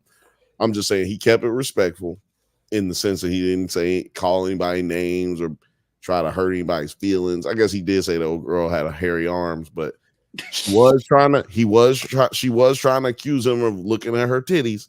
So that's kind of, that like, come on. She brought that on herself. She did. I don't know about that because she was just like looking down, not even looking at her in the eye. I feel like he was doing that to she just said, right. Like he looks a little like on the spectrum or something. Doesn't make eye contact very much. I think it's his neck. His neck is just fucking. Yeah, I don't think down. His neck is like. Oh, he don't got he don't have a neck. He ain't got no. He can't even look up. Like that's just his eye level. Well, you know what? He can't even put his arms down. I just want to give this nigga his credit, man, because he did it. He made it happen, man. He got him one. They gonna have kids that's gonna look just like him. Do you have any kids? No, I don't. Do you want kids? I do. You How old gonna are give you me again? some? Huh? How old are you? I'm 21. How old are you? Oh shit! He's We're 20. the same age. 29. God damn it! I done fell off my workout routine. God damn it! Yeah. Now what are you doing? You're not buff. You can't pull out 100K. You're not a plumber. Yeah. All right, man. Get this nigga out of here. Get this nigga out of here. Hold on. Okay. She's 23 too. What the fuck? Ugh, no, I can't. Well, he's 29. I'm 29. That's not a big deal. I'm 29, and I just can't see myself dating a 23-year-old. It's not. To be honest. Just to be honest. I mean, Is that okay? Yeah, that's perfectly fine. You know, we might as well get up out of here right now. Well, let's step on over here. Let's step now on. look, that's what I thought. Freeze frame. On them sad faces. Because I just want a freeze frame on that, because these bitches right here, they are mad, and they shouldn't be mad at nobody but themselves. I don't know. They actually look concerned, to be honest. They mad because what they look like now is that they overreacted. You know what I mean? Like, they are the ones who showed out, but bet you none of them lost their job.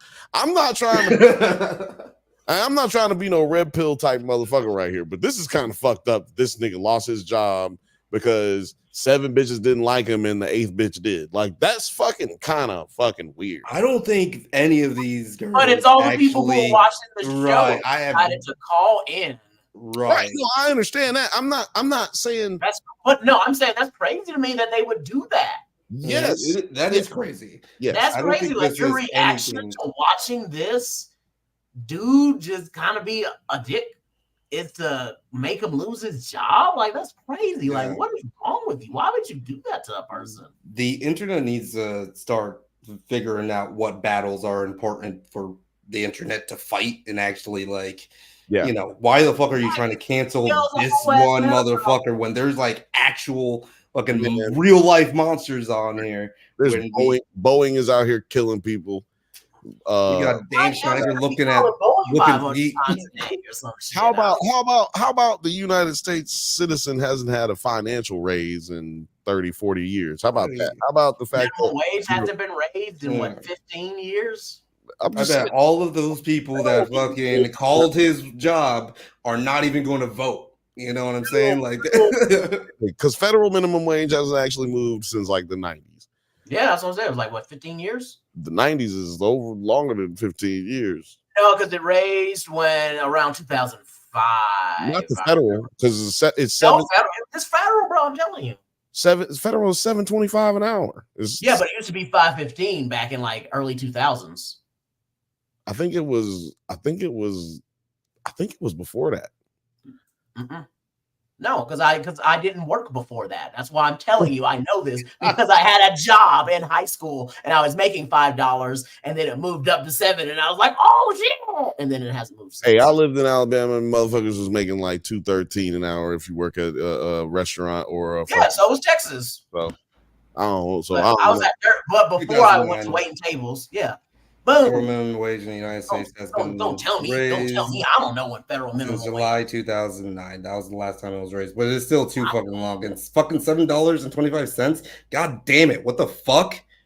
Yeah. So that's what I'm saying is that people literally don't even give a fuck, or in certain cases know about any of what we just said, and they'd rather call to get this nigga to lose his job when all he was trying to do is find a girl who's on the same type of a queen that's not promiscuous. That's all he wanted. He just want a bitch on the same type of time he on, you know? And he ain't even calling her a bitch. I call all these girls bitches tonight. And he didn't call her a bitch one time. And it was like some kind of YouTube talk show. It ain't like he had to keep it clean. He could have said, right, you know what I'm saying? So shout out to that nigga, man. I'm hoping you get your life right. Shout out to Ninja Turtle. You know, I might make a pin in his honor, let him know if you want. Chelsea says, a pin of his face, just saying queen, and you know, you could. Or it's like he says promiscuous. Promiscuous. I have it spelled like with a Q and shit. I feel like dude did something to a bunch of someone's, and this may be the straw. This may be the straw that broke the plumber's back. I don't know about that though, because 500 people he did something to. Like, what the fuck? And then looks like this Instagram post was, all this clout chasing got me fired from work. Man, I really love plumbing and I'm good at it. They got that taken from me. Y'all are sick. They called the company 500 times and are messing up business. So it could be like, just like, no, it could be just all of these women. You could be right, Bill. That it was just all of these women that just called it, because he didn't say 500 people called. It just said that 5 people called 500 times. It could be all of these women getting together, doing a little call session, call campaign. Hold on. I even got a crazier theory. You're going in. Hold on a second. Yeah. Oh, you want to hear a crazier theory? I'm ready. You going in. Hold on. Let me hit it. Pose this. What if the man wasn't even a plumber to begin with? Okay. So when he bagged her and she went back to the apartment,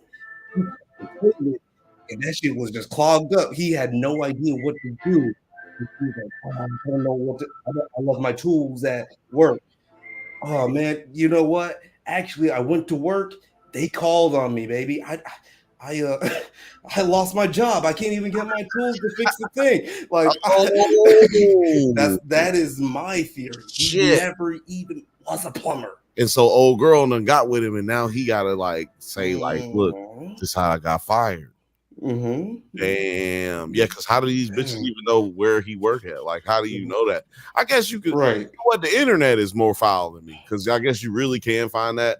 I used to look up people for other reasons, but you can find anybody you want on the internet. That's literally what it comes down to. So I guess Because that's a lot of aerobics. That's a lot of hand aerobics, internet aerobics to fucking find out a nigga who was on a game show and find out where he lived, work at, and the phone number. Man, I don't be trying to find a restaurant. When we try to find a restaurant to eat at, I don't take that much work. To be honest, like if he's a licensed plumber, I feel like this is a perfect opportunity to just start your own business then, because plumbing is something that you can actually just like do so easily, like as just like an independent contractor. What he needs to do is get a commercial. He'll just get a commercial and just say, look, I am not a promiscuous plumber. That's all he needs to say. I'm looking for customers who ain't trying to be promiscuous, who trying to be loyal, who are trying to stand for something and make a family. And that's what he needs to do. And then everything's going to be fine. Your balloon on my plumbing business. But guarantees. We're going to move on to this next topic. Chelsea says, as a woman, I'm a literal FBI agent. And yes, y'all women are literal. Y'all are like the gods of it. CIA. All of the alphabet organizations are imbued into Chelsea. But Chelsea must be the one who sent me these damn headphones, because I think the FBI sent me these. These are listening devices for the man to keep control. After I did the octopus murders, that's somebody sent these, dog. It's crazy. But topic of discussion. We're gonna keep it moving. This is what y'all came for. This is what everybody came for.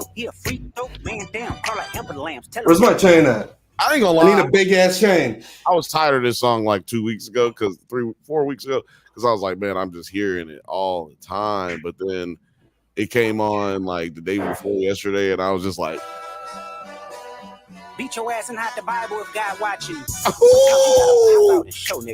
Sometimes you gotta pop show niggas. And guess what? So look, we're gonna be talking about a lot of the symbolisms, the lyrics, and the shit that's going down. Let me go ahead and bring it back into the real. Okay, let's just start right there when he said, sometimes you gotta just pop out and show niggas. So the name of this was a pop out. It was the pop out Ken and Friends. So it's almost, to a certain degree, it feels like this was all put together as a part of the diss record. Like, look, we're gonna put all these out, then this is gonna happen, and then we're gonna have the show where we go at this nigga's head, but also bring LA together, because that's the thing that's been needed to be happening. Just as a resident, it's been on some low shit. Shit's been fucked up in the entertainment hip hop community. Shit's been fucked up. But in the I think it's Euphoria record, Kendrick mentions how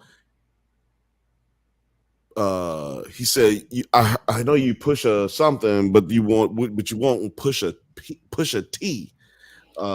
T. I love the way he says that. T. And then he says something about back to back, and he said, but we'll get back to that. And at OVO Fest, when the OVO Fest premiered, that was during the Meek Mill battle. And Meek Mill, got killed with the back-to-back song. So Drake played back-to-back in that OVO Fest like 6 times, back-to-back.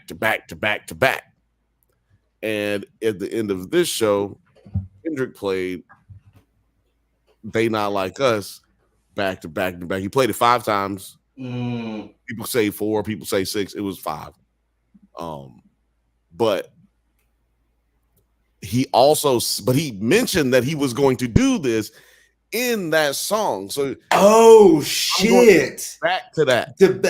I'm going back to back. I like that record. Let me get back to that for the record.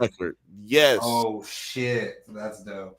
I did not even. That's crazy. I had to admittedly, I have not even watched the show. I've seen a lot of different clips and everything, but we can bring up clips because it's all on YouTube. I haven't watched it yet because I don't have Amazon, to be honest. Do you want? Well, you can watch it on YouTube. That's what I'm saying. Yeah. Well, I was going to watch it last night, and then I realized, like, oh yeah, my Amazon lapsed, and I don't got it right now. But yeah, I'm definitely gonna get back to that for the record for sure. I'm trying to pull up a video, or you pull. Oh no, sorry, I was gonna do something else real quick. I want to talk. Well, while you're looking up, you can send it. You can send it, and I can pull it up. Yeah, I'm gonna send you this one here. It looks like it don't have no conversations in it and shit. But what was I about to say? Oh, I want to talk about a lot of the other artists before we get into the deep details and while we're setting up all this shit.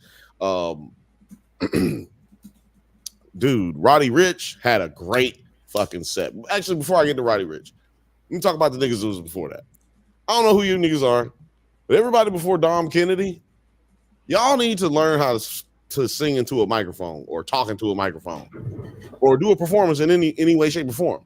A lot of y'all niggas are just walking around the fucking stage, just walking around, just looking around, walking, not even engaging yourself. Then y'all got the nerve to not rap your own raps and rap over your vocals, but then still not give no energy. But then you want to like you stop saying your raps. You want to stop saying them.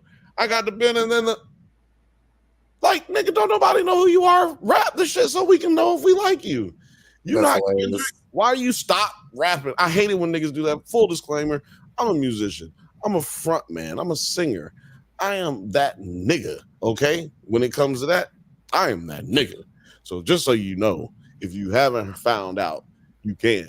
But it was just a lot of garbage performances from niggas a couple of niggas that I know. You know what I'm saying? Like y'all know what the fucking deal was, man. Y'all know what time it was. Y'all fucked up.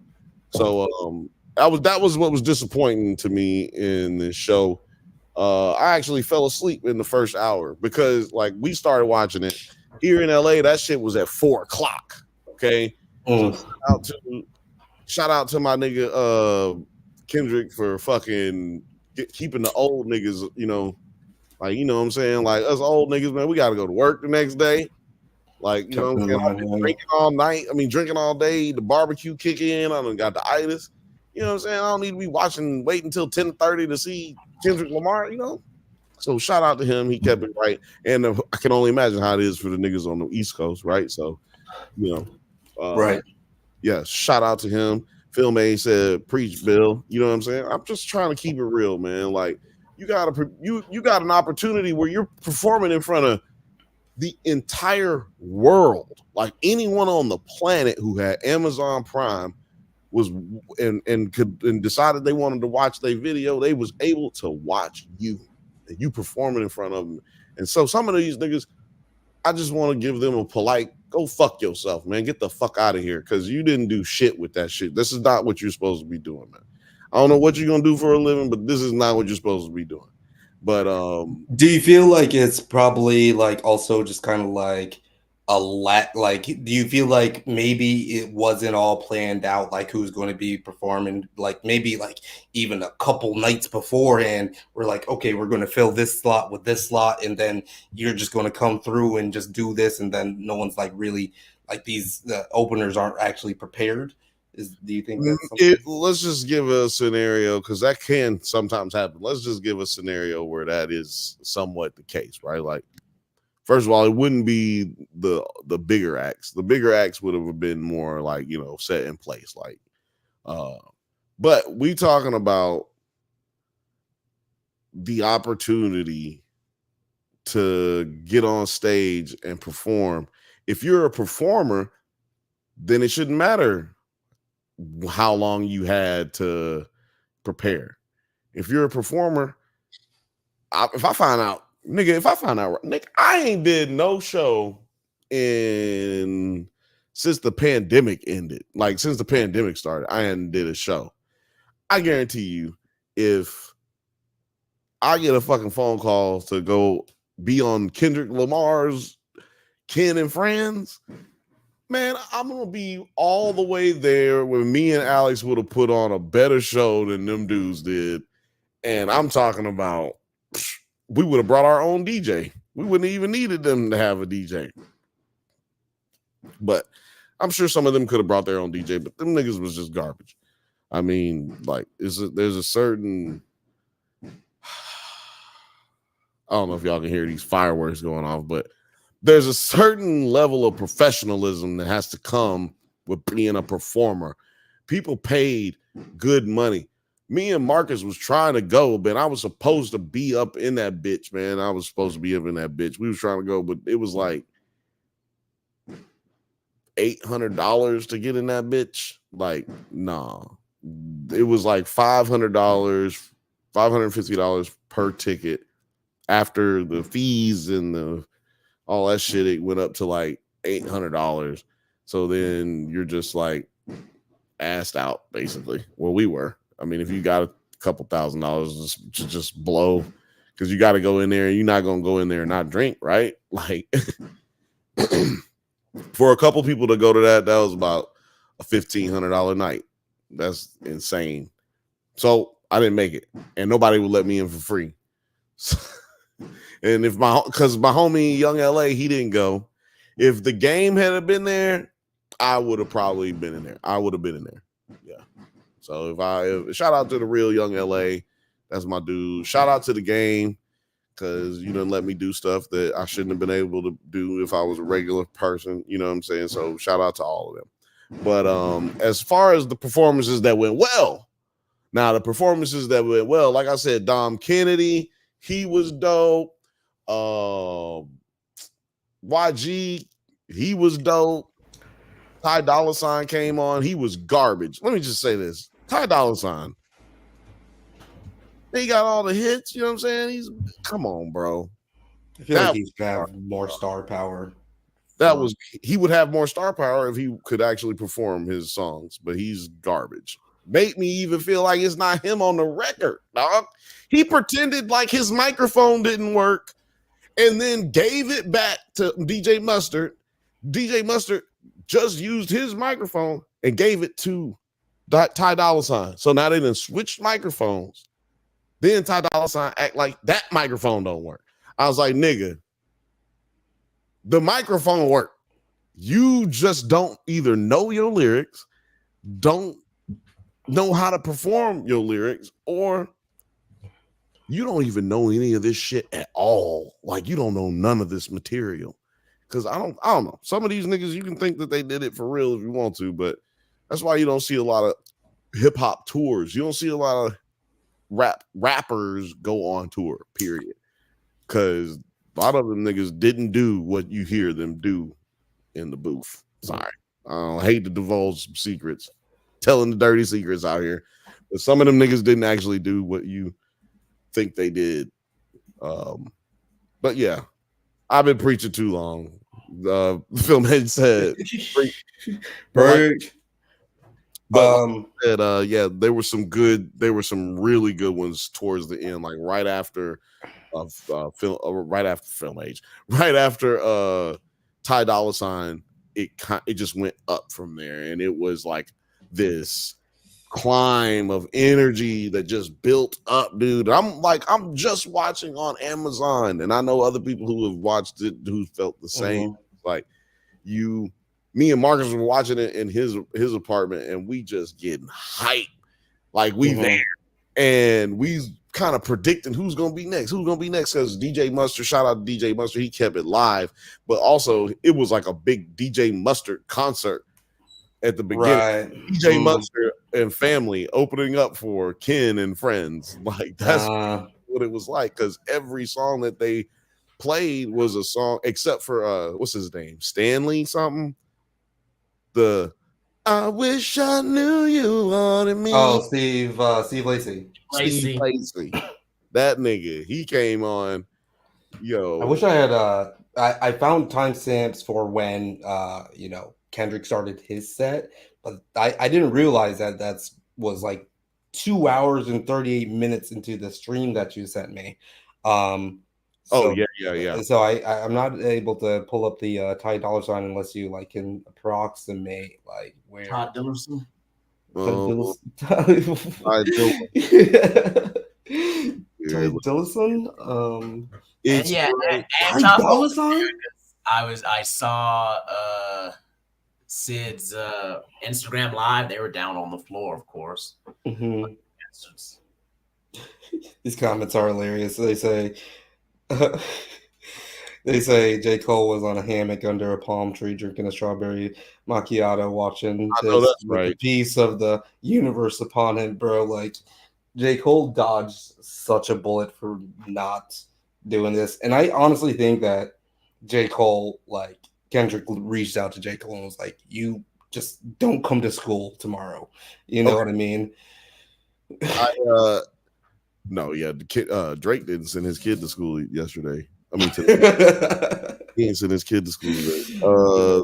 Check out 1 hour, 50 minutes, and 28 seconds. That's when your boy, you wish he knew he loved you wanted him. He is on there on that one. 1 hour, 50 minutes?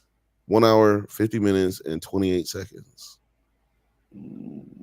I called him Stanley. Would y'all say his name? Steve Lacy? Steve Lacy.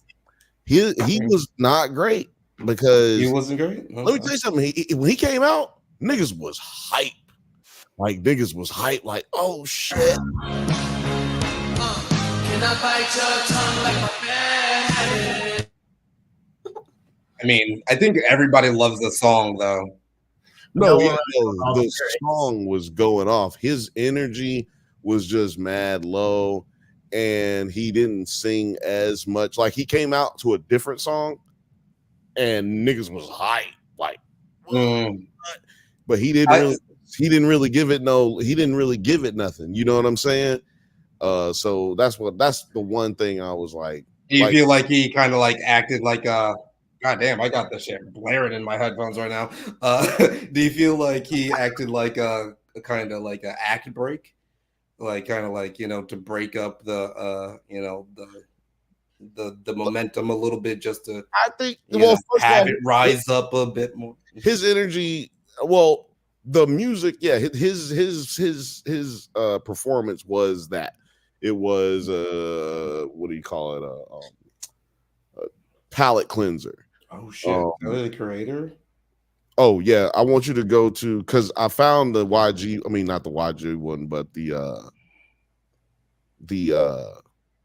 Ty Dolla $ign one. But you should have went, bro. Because like, what the fuck is going on at this concert? Like, I'm still if I knew about it, I probably would have called my cousin. We tried like actually so surreal to me that this even exists right now. Like it's like I was saying, this actually is real. This is a real concert. It was culture to the fullest, and it was LA all the way. Like Tyler the Creator had the best set, and now niggas is coming out like 1 to 2 songs, maybe 3. Like you got more songs the deeper we got into the concert itself. But if you play go back just to someone's gotta fucking make that a fucking meme right there. We can't hear it, but I want you to play like right here where he does come out and how fucking crazy the crowd gets. Let's see here. Let's vibe.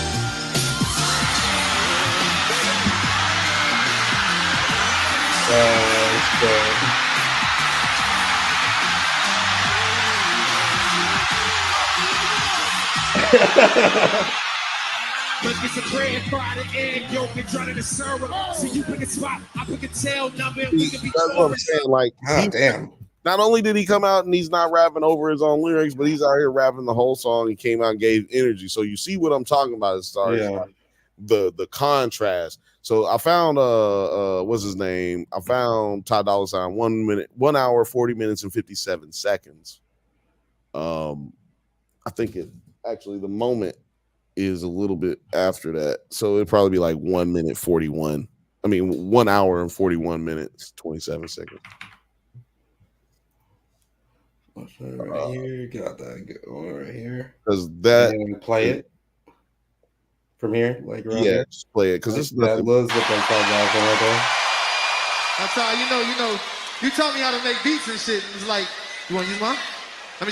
You taught me how to make beats and shit, and one of the ones I made of the sounds you gave me sounded a little something like this. You can skip a little bit. Yeah. Right here. Look.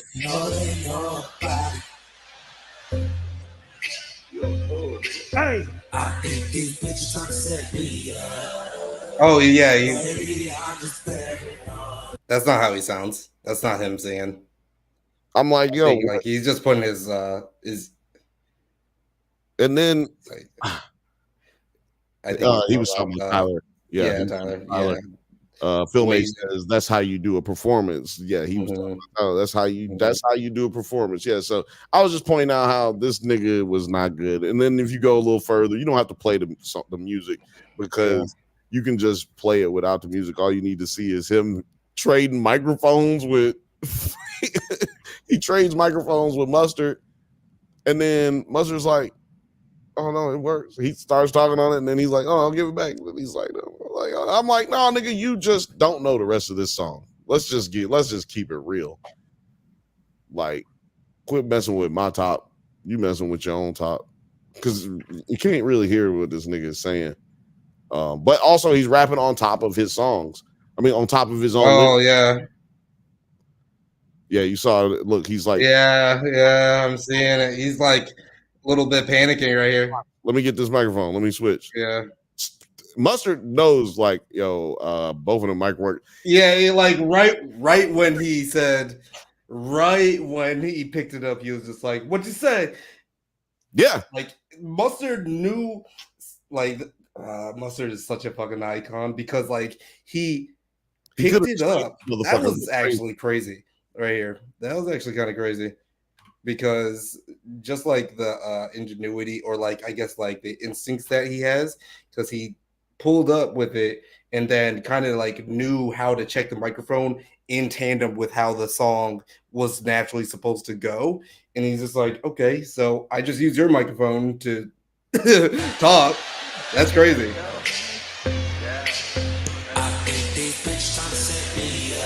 What'd you say?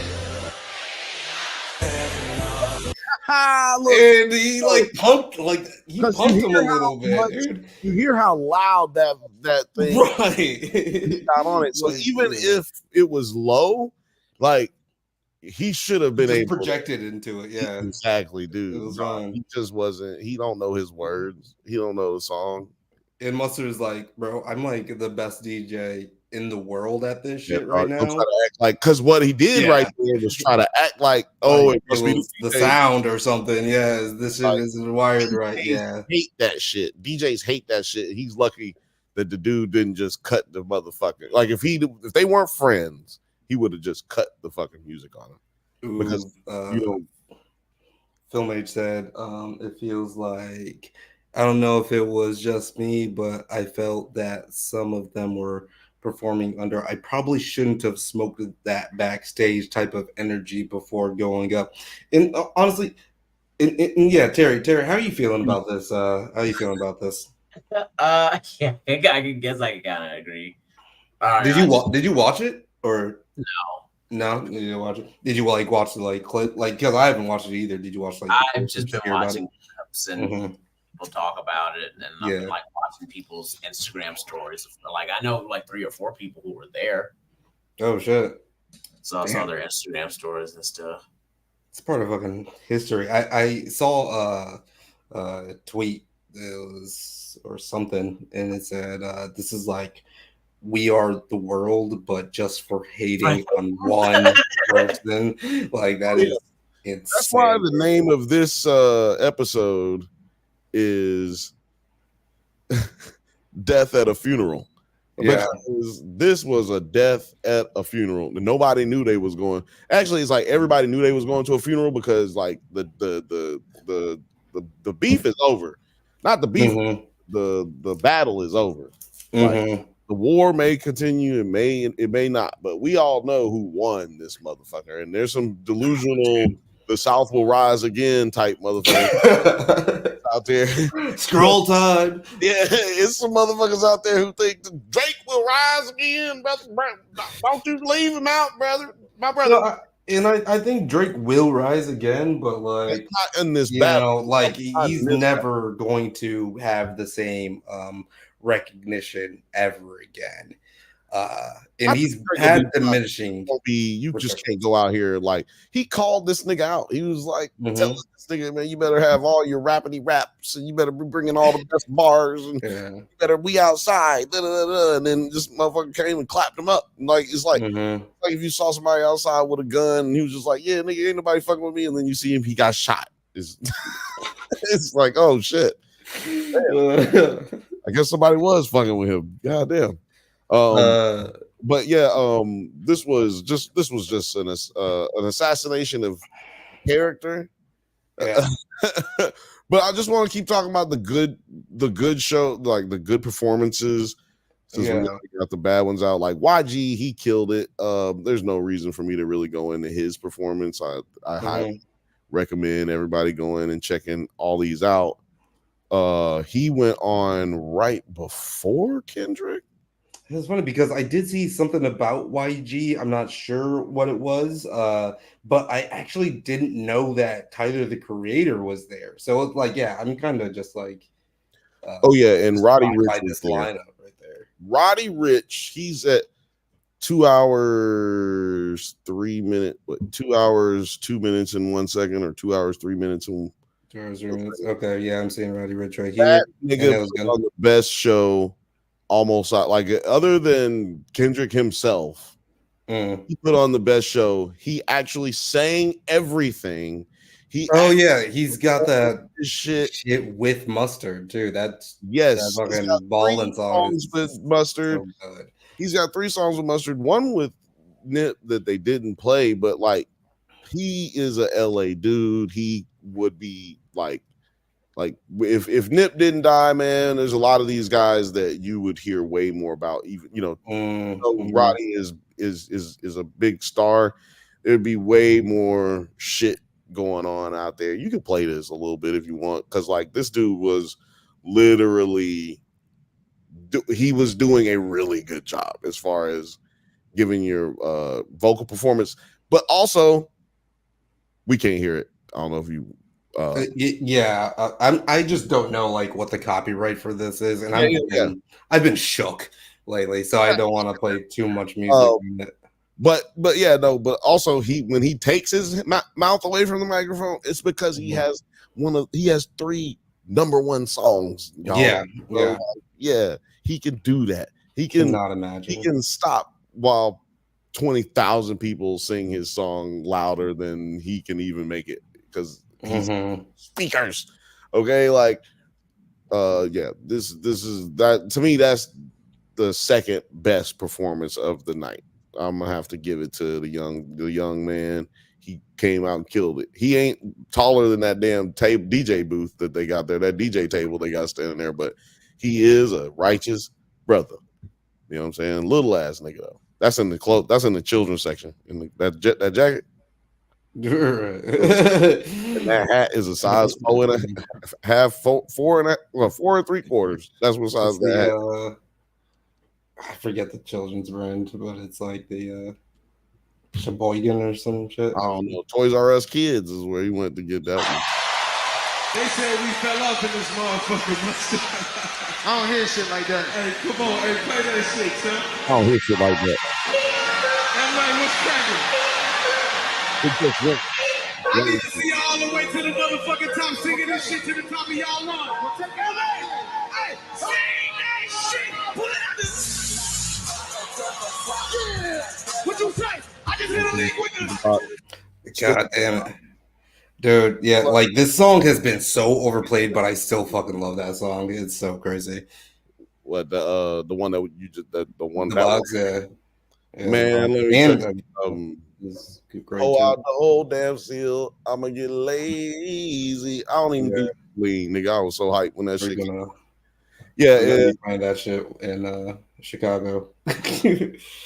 Oh yeah, we bringing LA to Chicago for sure. So I think Kendrick is around 236, 40. Yeah, I got all of the you already time got all those for and yeah. So let's talk about peak a little bit. This like set list, as I'm just looking at the time codes, insanity. This is ridiculous. Insane. Now, Euphoria, DNA, Element, all right, swimming pools, Money Trees. Like I would have died at Money Trees. Like it just keeps on just ramping up. And you see my point, like what I made my point earlier about like how all the other artists gave like 1, 2, and then Roddy Ricch did 3 songs, and your YG did 3 songs, and that was it. Everybody else did 1, 2, 3, and then this nigga's set right here. Yeah, it was so crazy. He didn't even take a sip of water. Like this dude ran around on stage giving all of the vocal performances. Like he did Euphoria without taking like a breath, basically. Like y'all know how hard Euphoria is if you've heard. Yeah, Euphoria. Like even just the beat sounds like the beat for Euphoria just sounds like someone running fast. You know what I mean? Like it sounds like someone just fucking trucking it. You know, he's just constant acceleration. Yeah, the dude is little, but he is powerful, man. Let me tell you, man, this that's is ridiculous. Crazy. I need to watch this. Hold on, let me see here. I just didn't think he was gonna come out with Euphoria. Yeah.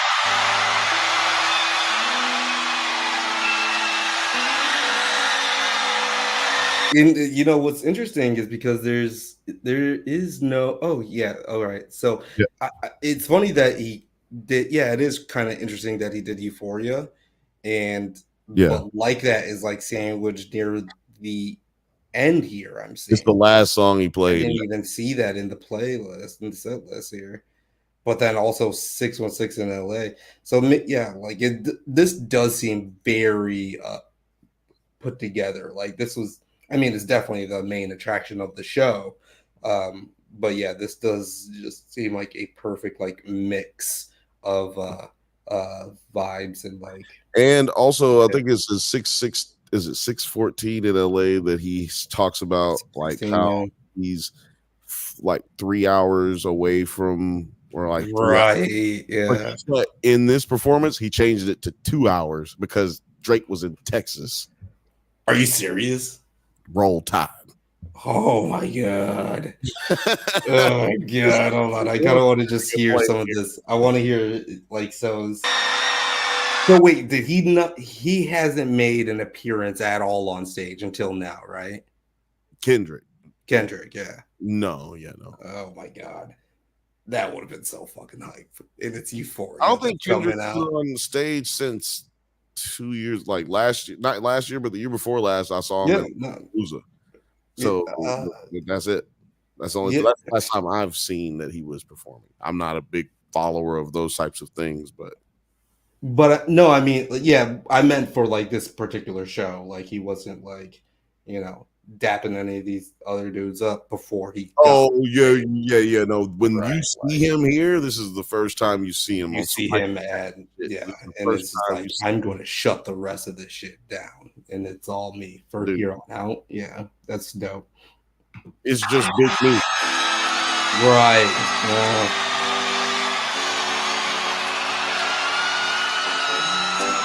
Oh man, I wish I could have went. Because like I was so mad that I couldn't go because we really wanted to go we thought it was going to be on at 7, but because that's what Prime was saying, but it was 7 p.m. Eastern, and yeah, fuck you, Google, you fucked the whole thing up. It was a free show, right? Like how did people?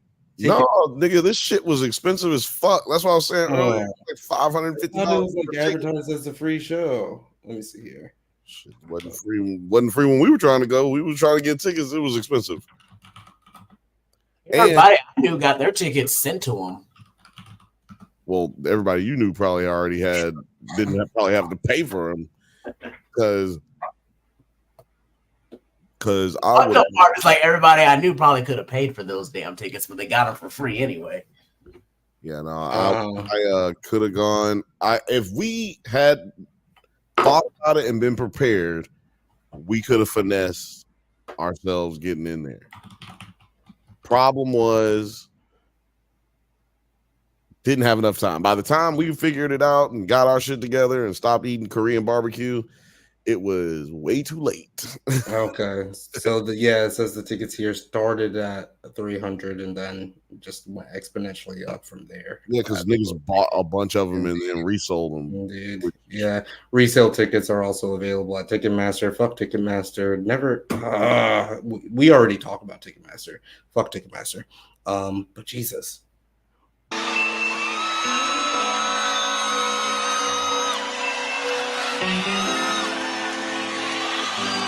That's a whole vibe, dude. That's crazy. Yep. Superpower shit neutralized, like a homie watching silence. The first artist we once knew was looking paranoid and now spiraling. You're moving just like a. God damn, sometimes it's just like, I only want, is there a StreamYard link? Where do you want to? Who are you, dog? Like, what is, I'm going to send you this link. Actually, yeah. I don't know. Also, you got to go follow me on Instagram, Drunk Banthas, and then send me a message so I can then send you the link, because I can't send you the link without that. Let me see here exactly also where he are you like we're now streaming from two different from 4 different places right now. 4 different, yeah, but like from YouTube, I can tell he's from YouTube. I just need to confirm. Are you watching from Drunk Banthas or Nerds at Night? That's the question. I think he's watching from both, actually. That would be dope. Because I'm seeing on the one chat it says link, but I'm not seeing where he's saying, is there a StreamYard link? So he probably bounced back and forth. Yeah, he's going Drunk back and forth. Banthas channel, he said. He said you can send on email. I can send you an email. No, you cannot send me an email. You can go on Drunk Banthas, or you can go on Twitter.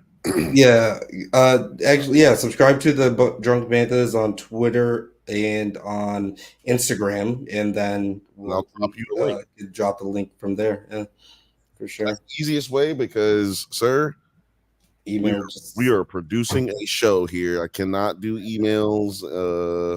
It's way easier. It's just way easier from way easier. And that's what it's about today. We're taking it easy. This is the day after Juneteenth, baby. Yeah. We're taking it easy. Yo, skip through this a little bit so that you can see this shit. Like, skip through this. Lil Frothy, no one asked you, to be honest, and you didn't ask. So and he didn't say he's not on IG. Did he say that? Oh, he said he's not on IG. I'm not on IG. He did say that. Well, I'm not on IG. But what about Twitter? Yeah, what about Twitter? What about X? X. GUI is guy. Gotta get a piece of this pie. We would like to have you on and share your opinion. It's the Bantha Bunch show, right? Like that's a hold on. Do this. Bro, check this dude's lives. How? Type in his shit on YouTube. Chaotic Truth Live. Type in this shit. Yeah. But he did hit you up on. Did he me up or? I don't know. We're gonna see. Well, it would be one of these two, I guess, huh? Okay, let's see here. Chaotic Truth Live. This has become a fact-finding mission. Okay. Terry, are you a fan of Kendrick or because I don't know. Hey, I looked through the set list and I was like, oh, I do like a couple of these songs and I know what they are, and I would probably, if someone gave me the ticket, I would, and we're like, hey, you want to come to Kendrick? I'm like, I don't have to pay, and I'd be like, hell yeah, then I would go.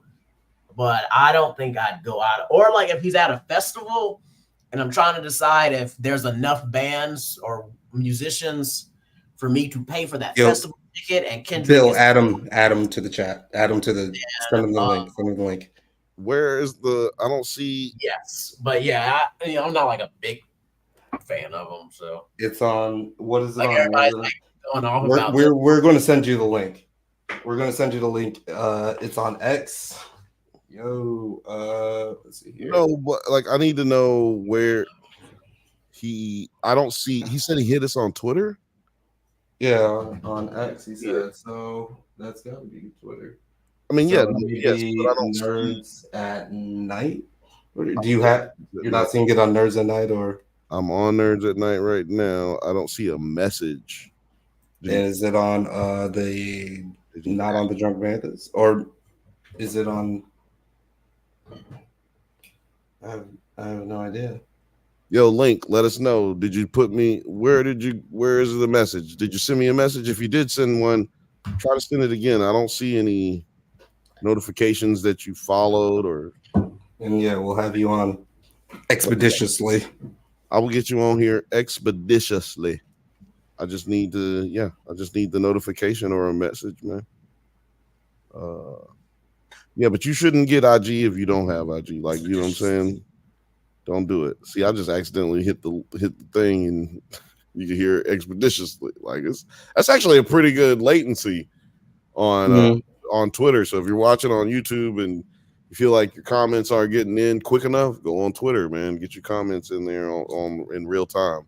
He said hit you up on the Drunk Banthas. Yo, check if you have. Hold on, let me send him let me just send him something because that's easier. Like it's coming through on Twitter now.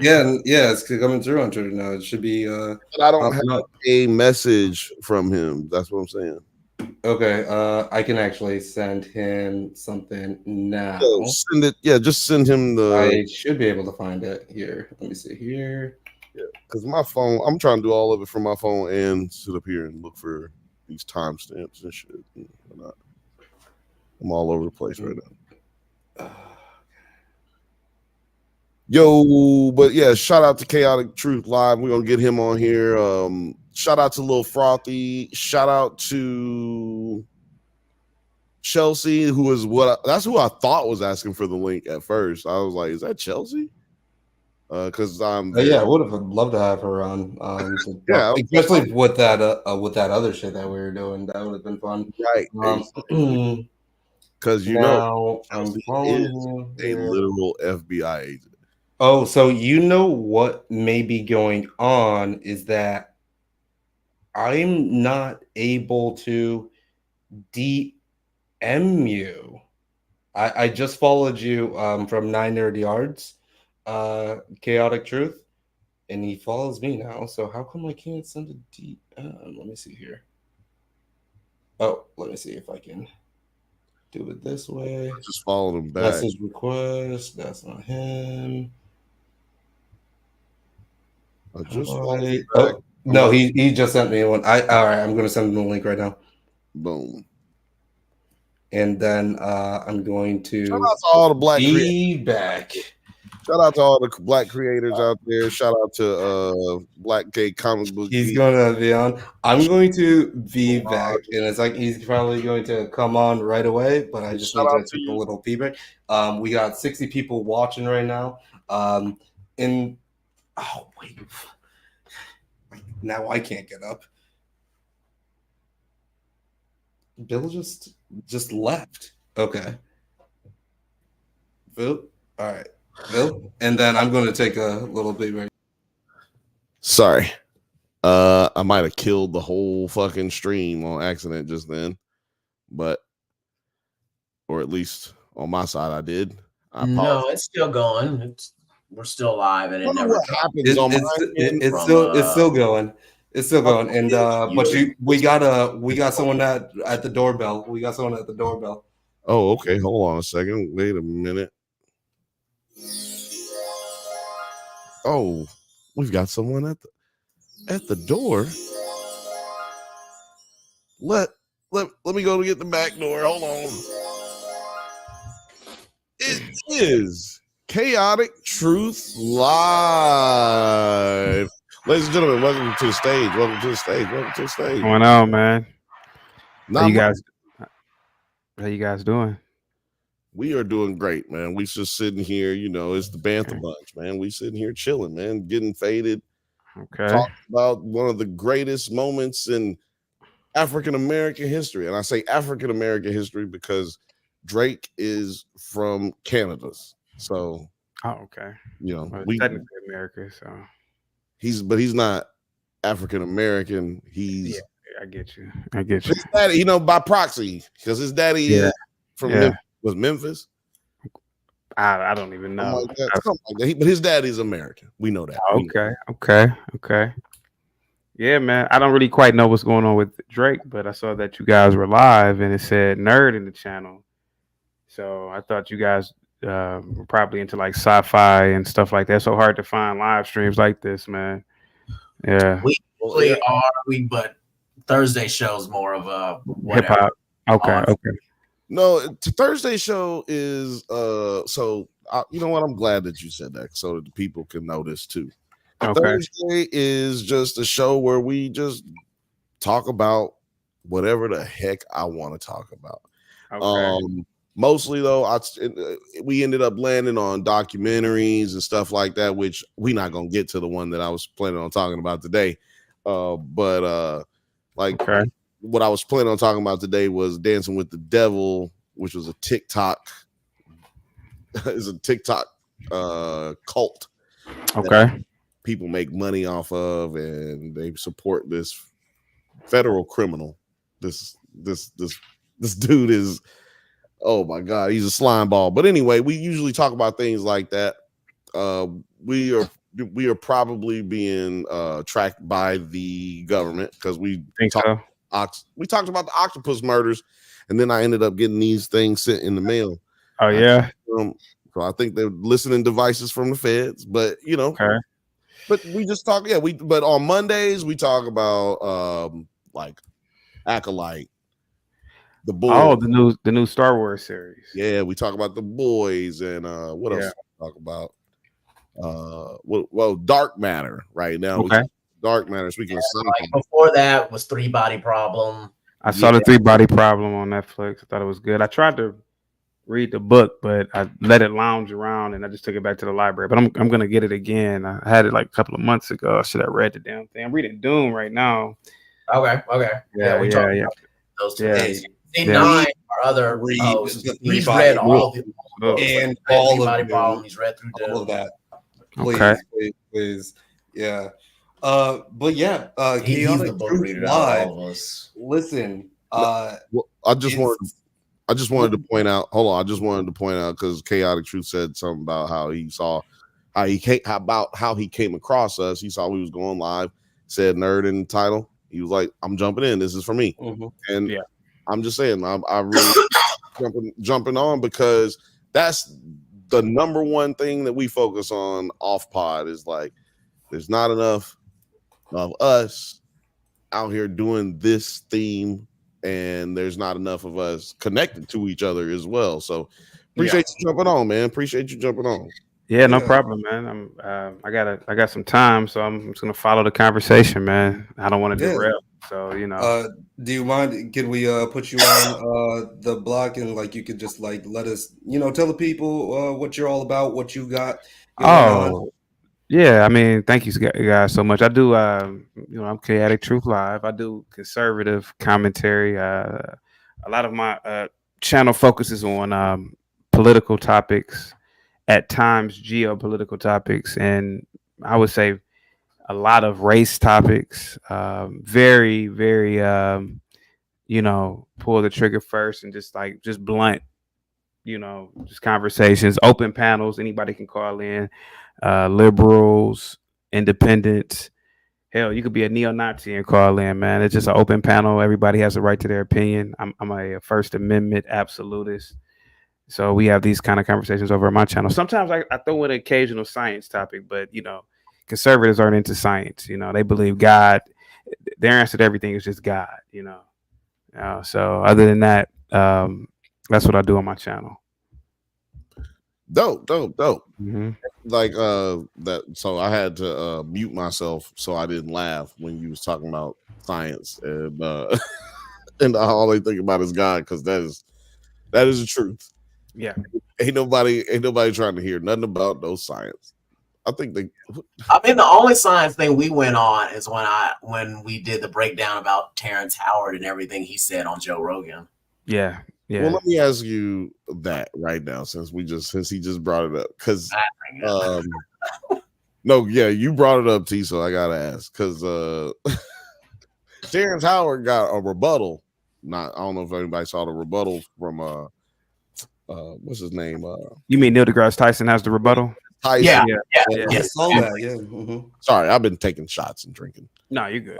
But yeah, did anybody else? Did you see that? I did. I saw the rebuttal. I do watch Star Talk, and as much as I don't like NDT anymore, he's still a scientist, even though he's become very political. But and like any scientist, he broke it down in a very succinct and logical manner, and not in a belittling way either. Yeah, exactly, and like a peer-reviewed manner, right?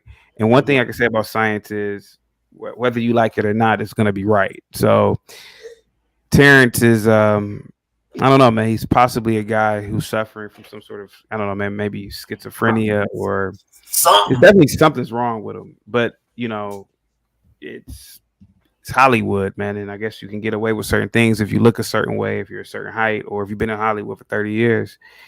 Just like Jim Carrey was talking crazy at one point, you know. Jim Carrey say? Jim Carrey was right. He is right to a degree, but I feel if he really believes that, he should give up all his possessions. And if he says none of this stuff matters, we'll give up all your possessions then. So I get it, right? He's right to a degree, but if you're gonna talk, in my opinion, right, if you're gonna come off Jesus-esque, well, walk in the light of Jesus then.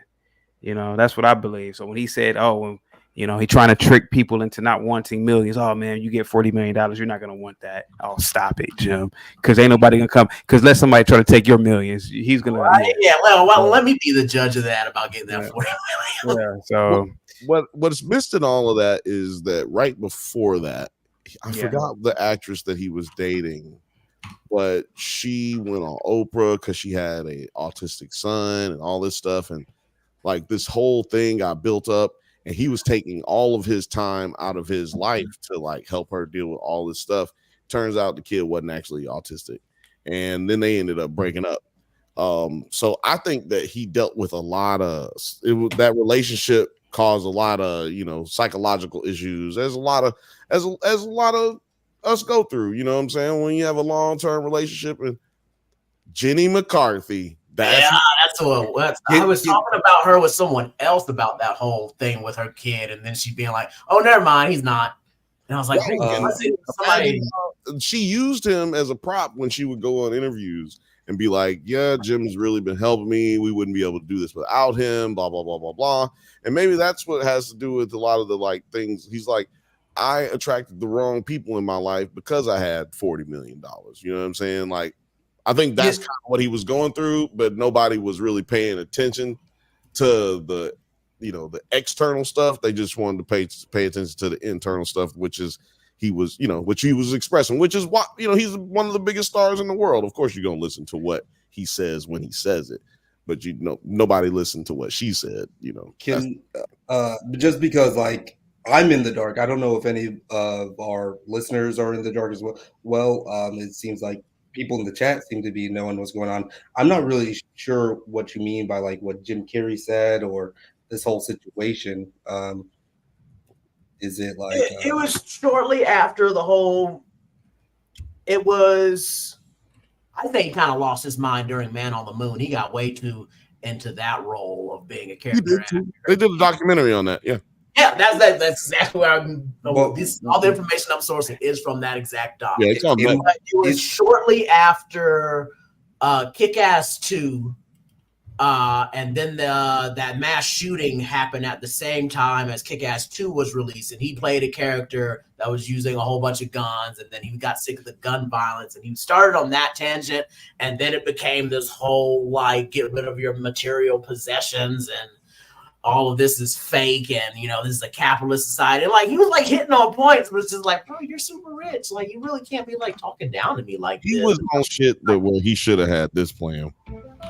Interesting. Every time he was walking around, he should have just had this plan on loop. Like, you know, the world is time is a circle, right? That type of thing. Okay. Like, yeah. So like he was just kind of like going off on a little bit of tangents, a little bit Yeah, on the high horse. He became Andy Kaufman, and he didn't know how to stop it. And then that whole mass shooting and him playing that violent character really fuck him up. And he like, do you feel like it was on the level because you were like Terrence Howard to Jim Carrey? Was it on the level of like what Terrence Howard was? See, that's why we're saying that Terrence Howard is crazy and like has some kind of disorder or something like that. Because if you've noticed, Jim Carrey has kind of plateaued after that. Like he hasn't been out here just saying a bunch of crazy shit no more. He's been killing I like the Sonic movie. Lil Frothy said he did an ayahuasca trip and never came back. Well, I say he came back eventually. He's definitely back. He's definitely back on track right now. Chelsea said a big part of him being cast in Eternal Sunshine was because the director saw he was experiencing major depression. Super sad. Yes, the funniest people in the world be some of the most depressed people in the world. But you know what? Don't worry about it, guys. I'm gonna be okay. I'm taking it one day at a time, huh? I'm taking serious measures to make sure that I'm okay every day. But I appreciate y'all's concern. And we were talking about the Kendrick Lamar like Juneteenth. That's right. We talking pop out. Did you, Truth? Did you have a chance to check that out? So believe it or not, I don't really listen to rap or hip hop. I'm aware of Kendrick Lamar in passing because a lot of my friends over the years listen to him, but I don't even know what happened. What happened at this event? So like you're not like are you aware of the like Drake and Kendrick Lamar beef? So I did hear about some sort of beef that they had. Obviously it's probably some fake manufactured beef to get, you know, ratings up, or I don't know how they make their money now because there's no more selling of CDs, but I would only assume it's just manufactured to a degree at this point. So I did hear about that it happened 2 or 3 months ago. I did hear about it in passing, but I don't necessarily believe that Drake, and I'm assuming he's worth well over 100 million, is beefing with another man who's worth millions of dollars too. I mean, I'm not gonna lie. If I was worth millions, I'm right now. I'm not worth a tenth of that, and I couldn't care to blow my nose to somebody who has beef with me. I don't give a shit. Can we curse over here? By the way, I'm sorry. Yes, we can curse. Absolutely. Yeah. So I highly doubt that a man who's worth 100 million, I'm assuming, is beefing with another multi-million. Well, see, I would also agree. I would agree with you had I not known the details of this situation, because Drake is, and this is to answer your question about cussing. Drake is a whole pussy ass bitch in this situation, which is why he is in a battle, because he's sensitive. He's very sensitive, you know. And Kendrick says some things 10 years ago that this guy still just eats him the wrong way, and he sneak disses in the songs and stuff like that. And he, you know, Kendrick kind of just got tired of it recently. And in the politics of the backstory politics, a lot of these other artists aren't really messing with him because he'll steal a girl or holler at a girl on IG or whatever, and then he'll business wise, he'll block things that keep you from being able to do certain things, move how you're trying to move to come up in the world. Just, some real I got power, you don't type stuff that he was on. But also he was sensitive, and he came out and he said, "Hey, Kendrick, you don't ever put out no music. get your ass up and come out here and get at me. You know what I'm saying? You this is how you really feel. Come get me. And then he got him because he thought he's been doing that for years, but he thought he wasn't gonna get up and do something because he hasn't. So it's almost like you're saying Drake tried to manufacture a beef with another millionaire, but it turns out this millionaire doesn't really play like that, and he is really, from the streets, and just you don't like say his name like that and expect him not to really do anything. Right. And so he answered back, and he was not expecting it. That's when we got. I see dead people. And yeah, because. So yeah, this is how we get that song. Is because Drake is known for trying to play psychological warfare with dudes when it comes to rap beefs and rap battles. When it's on the internet, he'll find a way to, like, for instance, in this situation, he found the car that was in one of a truck that was in one of Kendrick's music videos, bought it and had it in his music video for one of these beefs. So like, oh, you being the good Kid, Mad City band. Yeah, so he does all those kinds of things to play psychological warfare and holler at your girl on the internet and all this stuff. Well, Kendrick was prepared for it because he don't care. Like you said, I don't care about nobody who got beef with me. Like, I ain't trying to even mess with it. But, sometimes you got to just pop out to show niggas. Minor. So that's what happened. He just was like, you know what? I'm tired of all this. I'm going to just pop out because, look, I was planning on doing something anyway, so I might as well just pop out on you anyway. And, yeah, we know that a lot of this wasn't planned because this Amazon deal just happened out of nowhere because now the dude has a big record, which is something that Kendrick, as big as he is, that's not what he's known for. He's not known for having club hits. He's not known for being the popular rapper. Like, people ain't really going after him to be on their record type shit. And if they are, he doesn't accept those invitations because he's limited. He limits himself how much he puts himself out there because he's not interested, like he said in one of the songs, he's not interested in the fame necessarily, but Drake is. Drake is very concerned with the fame and whatnot. And yeah, but like the whole fact that it was on Juneteenth, like, did you have I think we all had work off yesterday, right? Like I had work off yesterday. You have your work off? What are you celebrate Juneteenth, Chaotic Truth? Absolutely not. I think that the black man should have his ass at work on Juneteenth. What are you celebrating? What are black people celebrating? Well, it's like the final emancipation of slaves in the country. So I know the history of it, but right. Where are you from and where are you at right now? I'm from Ohio. I was born and raised in Ohio, man, Northeast Ohio. Okay. Oh, word. Yeah, I'm in Chicago right now. Okay. Colorado. I look at Juneteenth just like a black and mild and a 40 ounce. What are you niggas doing with that? You niggas ain't figured out how to control industry, ain't figured out how to do nothing. What are you celebrating, man? And then every Juneteenth, the niggas get to shooting, fighting. Bill, you don't mind me using the N-word over here because I'm about to. Yeah, that's a good question about Juneteenth. You don't mind if I use the N-word? Go ahead. Sorry. I wish a nigga would call me and ask me to go to a Juneteenth event. Nigga, please. You want no goddamn Juneteenth event? Going to no block party to get shot, get into a fight because a nigga stared at you the wrong way? No. Niggas have a problem in this country, and so. I've made a video about Juneteenth. How dare Negroes celebrate that? You don't act like your ancestors were in slavery. You don't act like your ancestors were in bondage.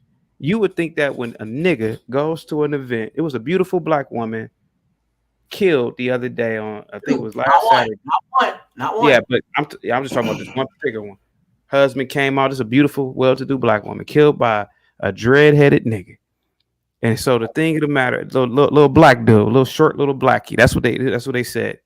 And so you would think that on this day, even the most violent niggas would say, you know what, I'm gonna pretend like my ancestors are looking down on me, wherever your ancestors are. But the nigga can't even do that. So to answer your question 9, hell no, I didn't celebrate Juneteenth. I wish they had banned this damn holiday. Do you feel as if that? Hold on, because I'm really glad that he mentioned about the violence and the type of things that can take place at a Negro kickback. You know what I'm saying? I say Negro just because all niggas ain't niggas, so that's why I say a Negro kickback. So because the most beautiful part of the show, the whole event, was there was none of that type of activity. And like we talking about gang sets, we talking about rivals in between their own Crips and rivals between their own Bloods, and then Bloods and Crips themselves all coming together on stage to show solidarity and also there were 0 violent encounters. There was nothing but love. It was a moment actually that, for people who do share the same opinion as Chaotic Truth, is a moment that, that actually you should be like, well, see, this is kind of what I want y'all to do, whether it took place on Juneteenth or not. I mean, is this not this is a personification of peace and harmony? No. Bill, thank you for letting me talk, brother. Peace and harmony would be niggas coming together to control the oil industry, to control the concrete industry. These stupid dumb blacks, they get up on these, and I know you guys are following these rappers, but these stupid idiots, they ain't doing shit other than doing some goddamn poetry and getting on the white man stage in the stadium that the white man built. Man, we play too much in this country. We sing and dance too much, and we get a white man too much of our own money. Now, I don't have a problem with it because I love the white man's country. But all that solidarity and peace, nah. Niggas smoking weed, drinking drunk. Ain't no solidarity. That's why the niggas just playing around, getting on stage. All right, nigga, that's cool. But why not be cool for the rest of the year? Why are you even in the gang in the first place? Well, yeah, that actually, we was kind of talking about that a little bit to a certain degree. We was kind of talking about that when we was talking about how we was talking about how people don't be focused on the right things. We were talking about the brother who got fired from his job because all these people was calling because he was just, didn't want to talk to these young ladies because he had a bad encounter with some women. I mean, like, we are human beings. We have bad encounters with people all the time. You shouldn't lose your fucking job for that shit. But people shouldn't be 500 people called about culture. I say 500 people, but 500 times these people called this business.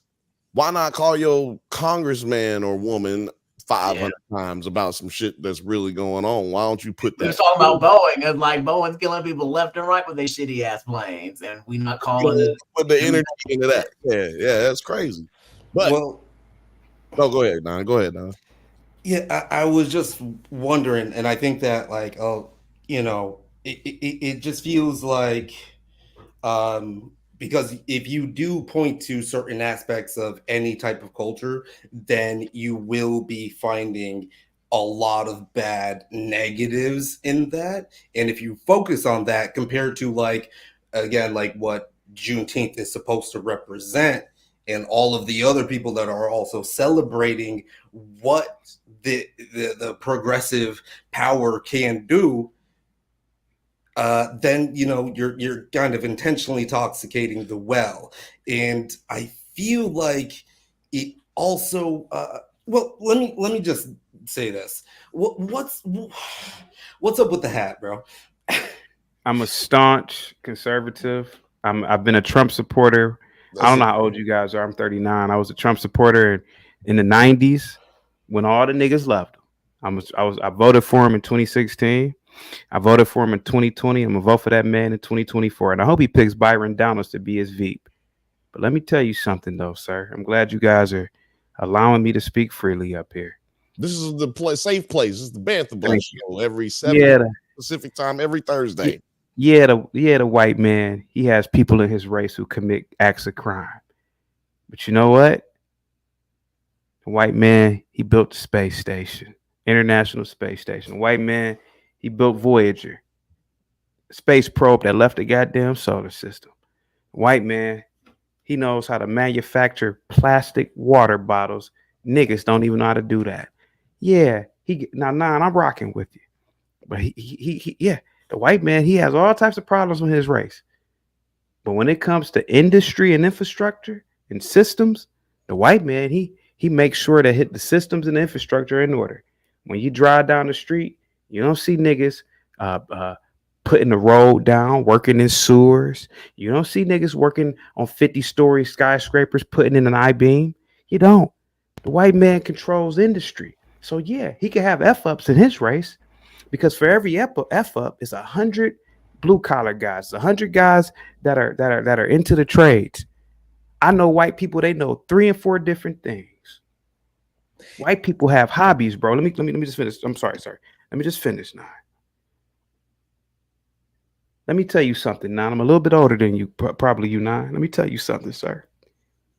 Now, a black bitch, she could have a PhD. How many black women I'm married now? How many black bitches I've dated with all these degrees? Man, ask that black chick how to put a pipe in. Ask her to go cut some grass. All the black fuck with know how to put a pipe in. Let me just okay. Well, I'm telling you what I know. I'm talking about, they know how to take a pipe. Have you been to Chicago? No, I'm going. Hold on. I'm sorry. Just hear me out. Just hear me out for a minute. Interrupt you. I didn't mean to interrupt you. I was just hold on. Sorry, I hit the wrong button. I didn't mean to interrupt you. I just see. I think first of all, I just wanted to say this before you continue. From everything that you said, now we all can have opinions. We all gonna disagree. Producer T, I agree with. Hey man, I want to get my piece about Juneteenth as being the only motherfucker from the area where Juneteenth needs to be celebrated at. I know. I'm gonna let you get yours off too, because that's what I'm saying. I find it weird that we celebrate Juneteenth as a federal holiday. It really just tarnishes the whole name, the whole image of it. It's commercialized. It's gross. Hold on, we gonna let you cook. Because Nine asked me the golden question. Right. That's gonna let him cook. I'm gonna let him cook. Let me tell you something, Nine. Now, 10 years ago, I knew a white woman. She was a nurse. I had like an old couch at my house, a vintage couch, I think like 70 years old. She said, "Oh, can I buy your couch?" I said, "Sure." I ain't gonna do nothing with it. It's an old couch. I dropped it off at her house. We walking it to the back, and she opened up the garage.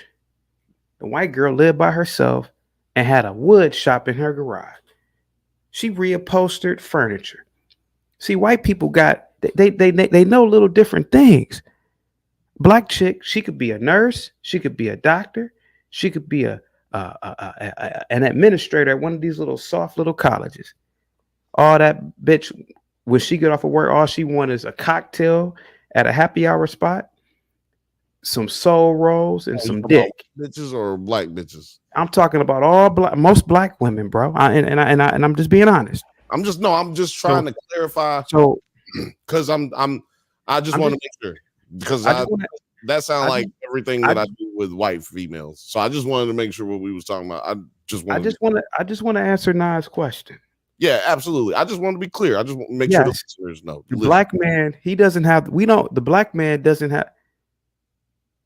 black man doesn't have the luxury to celebrate no Juneteenth. I would even say Christmas to a degree, because the nigga, we don't understand the world, bro. Like even things like clothing. Ask a nigga, walk down the street, ask a nigga, "Hey nigga, how did your shirt get made?" "I don't know, nigga." The nigga thinks the shirt gets made by magic. Magic. He thinks it just reappears in the store. He don't know the manufacturing processes. So when you don't know, it starts from a white boy with a farm, and you got to make. I'm almost done, sir. Give me like 2 more minutes, bro. You go ahead. You go ahead. I'll just think about this. I'm not. I love. Listen, I'm telling you, I'm the Negro whisperer, bro. I'm talking about things that affect all of us. I'm not better than anybody, but ask a nigga. Walk down the street of Chicago. Ask a nigga. Hey, nigga, how does your shirt? A nigga wearing Gucci? Hey, you dumb nigga. Don't call him a dumb nigga. Call him a nigga. Hey, nigga, how your shirt get made? Nigga don't know. He just thinks it appears in the store. The nigga doesn't know the manufacturing process. He don't know that a white boy got a farm and it's cotton. And he has machinery to get the cotton, and it goes through some manufacturing process to make it. So when I see niggas celebrating, what are you celebrating? Failure? What are you celebrating? Nothingness? Because you could rap? Because you got some niggas who could come together who otherwise wouldn't come together any day after week? I would argue, that niggas should stay away from each other. Only if we building something. Hold on. So I'm gonna pause you right there. I'm done. That's a great place to stop. You can tell this nigga talk for a living. Producer T, I know you was about to say something earlier, so I want you to get that off because I think you're gonna say something very similar to what I was gonna say or would say anyway. So I'm gonna let you get in here and give your opinions on Juneteenth. Let's get a solid rebuttal. So, all right, Juneteenth. So I'm in Denver now, but originally I'm from Port Arthur, Texas. That's 30 minutes away from Galveston, where they arrived to announce, hey, sorry it took us so long, 2 fucking years, but you niggas is all finally free. So that was my people that got told this message. So growing up, I was used to having a Juneteenth parade. It was nice. It was peaceful. I'm not from one of these Chirac ass places like this motherfucker, where I grew up, black people have businesses. It's an oil refinery town. Everybody worked at the refinery. My dad worked at the refinery. My cousin's dad worked at the refinery. This whole broken home shit that people experience, I didn't know that shit, bro. I went to a private Catholic school my whole life. I didn't know that. I didn't know no broke ass shit until high school. That's when I went to the public school and met people that felt that demographic that you obviously don't like. That's not everybody, bro. It ain't everybody. That's just the niggas you be meeting, unfortunately. No, yeah, go ahead. I was about to say, something down there to those people and to my people. It meant something to us. And to have it commercialized like this, to have it a federal holiday, to have other people celebrating that don't need to be celebrating, to be up north and people are like, Happy June. I was like, your people are free. What the fuck are you talking about? Why are you celebrating this Juneteenth? And what is this to placate African Americans for? You gonna just give us some federal holiday when niggas don't have federal jobs? Ain't no nigga got a federal job like that. So who are you giving a holiday off to? Okay, wait a minute. Nobody. Hold on. First of all, not giving let me keep cooking, bro. Let me keep cooking. You let him cook. Let me cook. I'll let you cook. But my dad had a federal job. I don't know. I'm just saying. But continue. I'm about to go off screen for 1 second, okay? Hold on. Okay. Yeah. You're good. Go continue. But I just felt like, there's so many other things you could be doing if you really want to help African Americans out, and just giving us this pointless ass holiday was not it. This was not it. You're not giving any resources to communities. You're not putting help with mental health. You're not putting into more black, our HBCUs. You're not putting more money into that.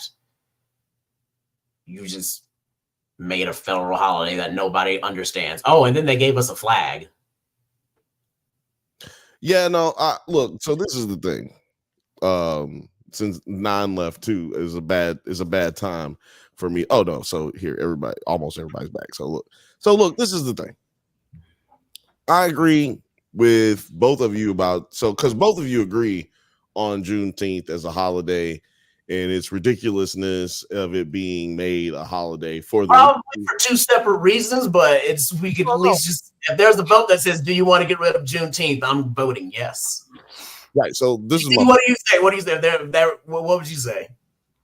So hold on, because I gotta speak on this. So both of you pretty much agree that if you voted on it today, you would vote to get rid of Juneteenth. You know what I'm saying? That's basically the general consensus. However, either one of you got there, you've both shown your work, and your math shows that is where the common denominator is, right? So, as far as me, myself, my opinion is I agree with y'all as far as the reasons for Juneteenth getting created is kind of convoluted and, you know, misguided, but at the same time, just like trying to give, it's placating in a way. But I'm gonna tell you like this, and we say nigga on this show a lot. So let me just tell y'all niggas, if you try to get rid of any holiday that I got, nigga, we gonna have to fight, because you might not like the reason is here. I don't like Christmas, Halloween, Thanksgiving. You might not like them, but you better not goddamn get rid of my off day. That's all I'm saying. I need my off day. Now, see, because I work hard. Okay, I work every goddamn day.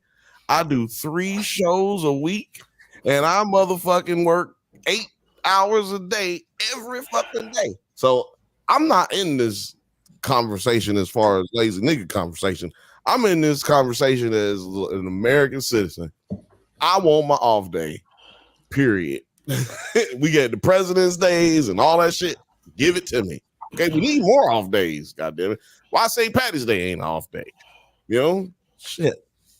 But I'm gonna let you rock, man, because you just got back. I'm gonna let you rock. What it do? How you feel? You done alleviated yourself. There's so many things that I want to respond to that I really it's actually like I can't even do it succinctly. So I'm just going to say this, just through your rhetoric, get a truth. It seems that like you have an anti-Juneteenth system where it comes to Black people built off of the certain biases that you may have experienced throughout your life. But I am having a hard time like understanding any type of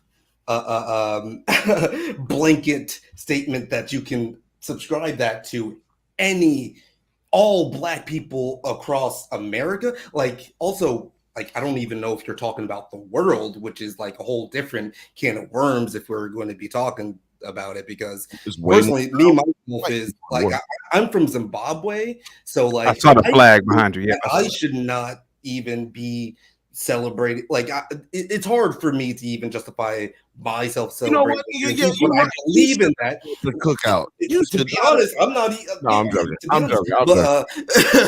But no. Yeah, me too. I'm joking too. I love Juneteenth. But the fact of the matter is that I actually am feeling this dichotomy within you where you are not but you're also seem so willing to idolize white people in a certain sense, where it's very confusing to me. Like I can't even make heads or tails of it. You just gotta stop talking, because he just said, because hold on. I just agreed. Hold on. For the people who are watching, this is for the people who are watching. Let me just say what's happening for y'all. Appreciate everybody who's watching. Y'all making comments. Y'all are keeping it live. This nigga said it seemed like you trying to idolize white people, and then the other nigga, you know what he said? Right.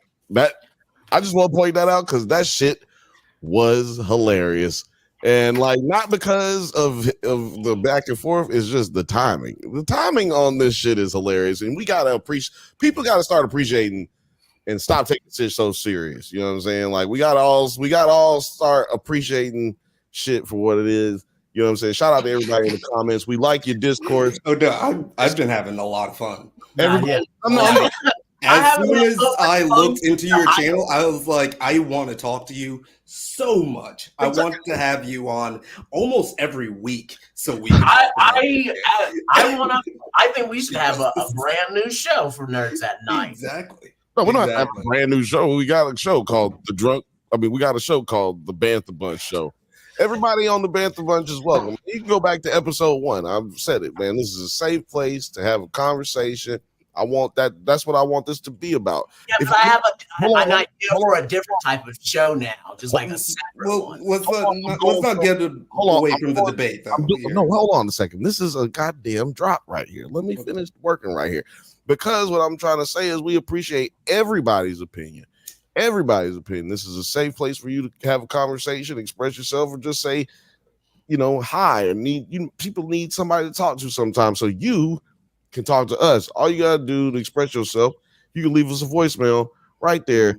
Call that number is 323-680-4101. That's 323-680-4101, man. Just call us. You can leave your voicemail and we will put it on the show. You know what I'm saying? We might not be on the show, but we'll put it on YouTube, make a video block for just you guys and gals. And whatever else in between, you know what I'm saying? But if you got an opinion, let it be known. You know what I'm saying? Like, that's what we're here for. This is a safe place, man. You know what I'm saying? This is a safe place. But yeah, continue, because I want to hear what Chaotic got to say right there, because he definitely he took all the shots right now. He took all the shots. Yeah. You know what I'm saying? But I don't consider them shots, actually. You know what I'm saying? I don't want you gentlemen to think that, I see some white person walking by, I idolize them. Of course not.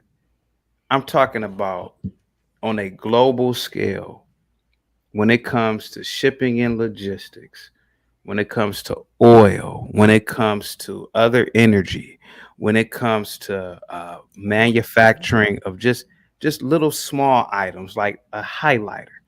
White people are at the helm of it. They're companies. And all I'm saying is that in terms of industry, whites keep the planet going around. As soon as black people take over anything, it turns into shit. Now, I rock with you, but just look at Zimbabwe. Zimbabwe does not operate at the same level as a Western European country. It just doesn't. It's very interesting when you're saying that, just because because for most of like what we could call Zimbabwe has actually been Rhodesia. Well, I thought I could finish, but okay, go ahead. I was quiet. I was making faces. Go ahead. Sorry. Go ahead. All I'm saying is that the black man, he may not have evolved to do these things. He may not have the IQ to do these things, but when it comes to infrastructure, you can't get a lot of black men who are going to get into water purification. You're not going to get a lot of black men who are going to be able to run the electrical grid. You're not going to get a lot of black men to get down in the sewerage systems. It's just not going to happen. Is that why not make?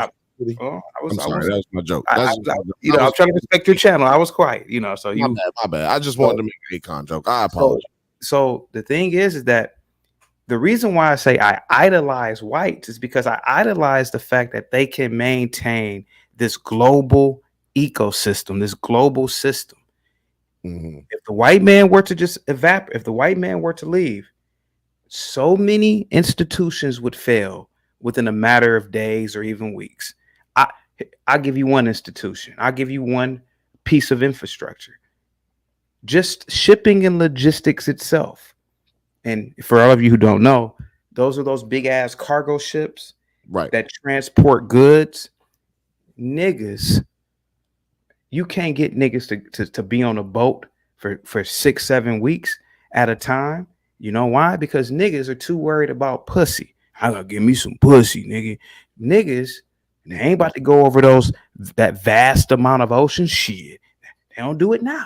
So white man were to just if some alien race came and just got all niggas, try convincing black men to continue just the shipping and logistics industry. We ain't gonna do it. Same thing with a lot of other industries. Oil rigging. Hey, we gotta do this hard job. I ain't doing that shit. What's the evidence of this? Well, we don't dominate the oil industry. You're definitely not from an hold on. If you were from an account like that, you would actually know the demographic of those workers. Just give me a second. Just give me a second. The But evidence. I mean, I just wanted to real time correct you on that. No, we're not. I was quiet. I was quiet when you guys were talking. Right? We're not real time correcting. We are having a civil discourse. So yeah, we're just gonna rock out. I was quiet. I'm almost done.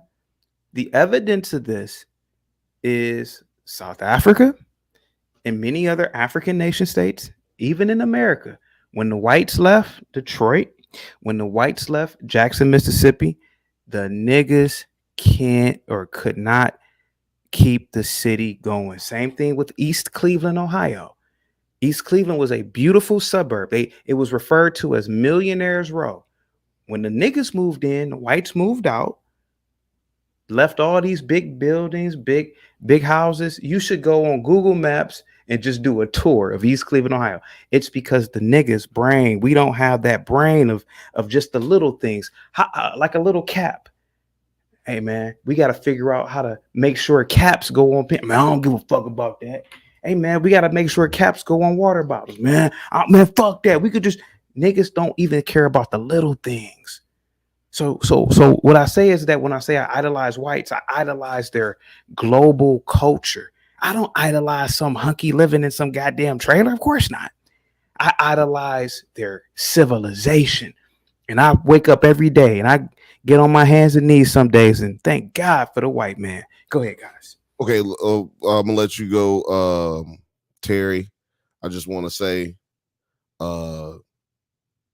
that last part where you said thank God for the white man, that part was hilarious.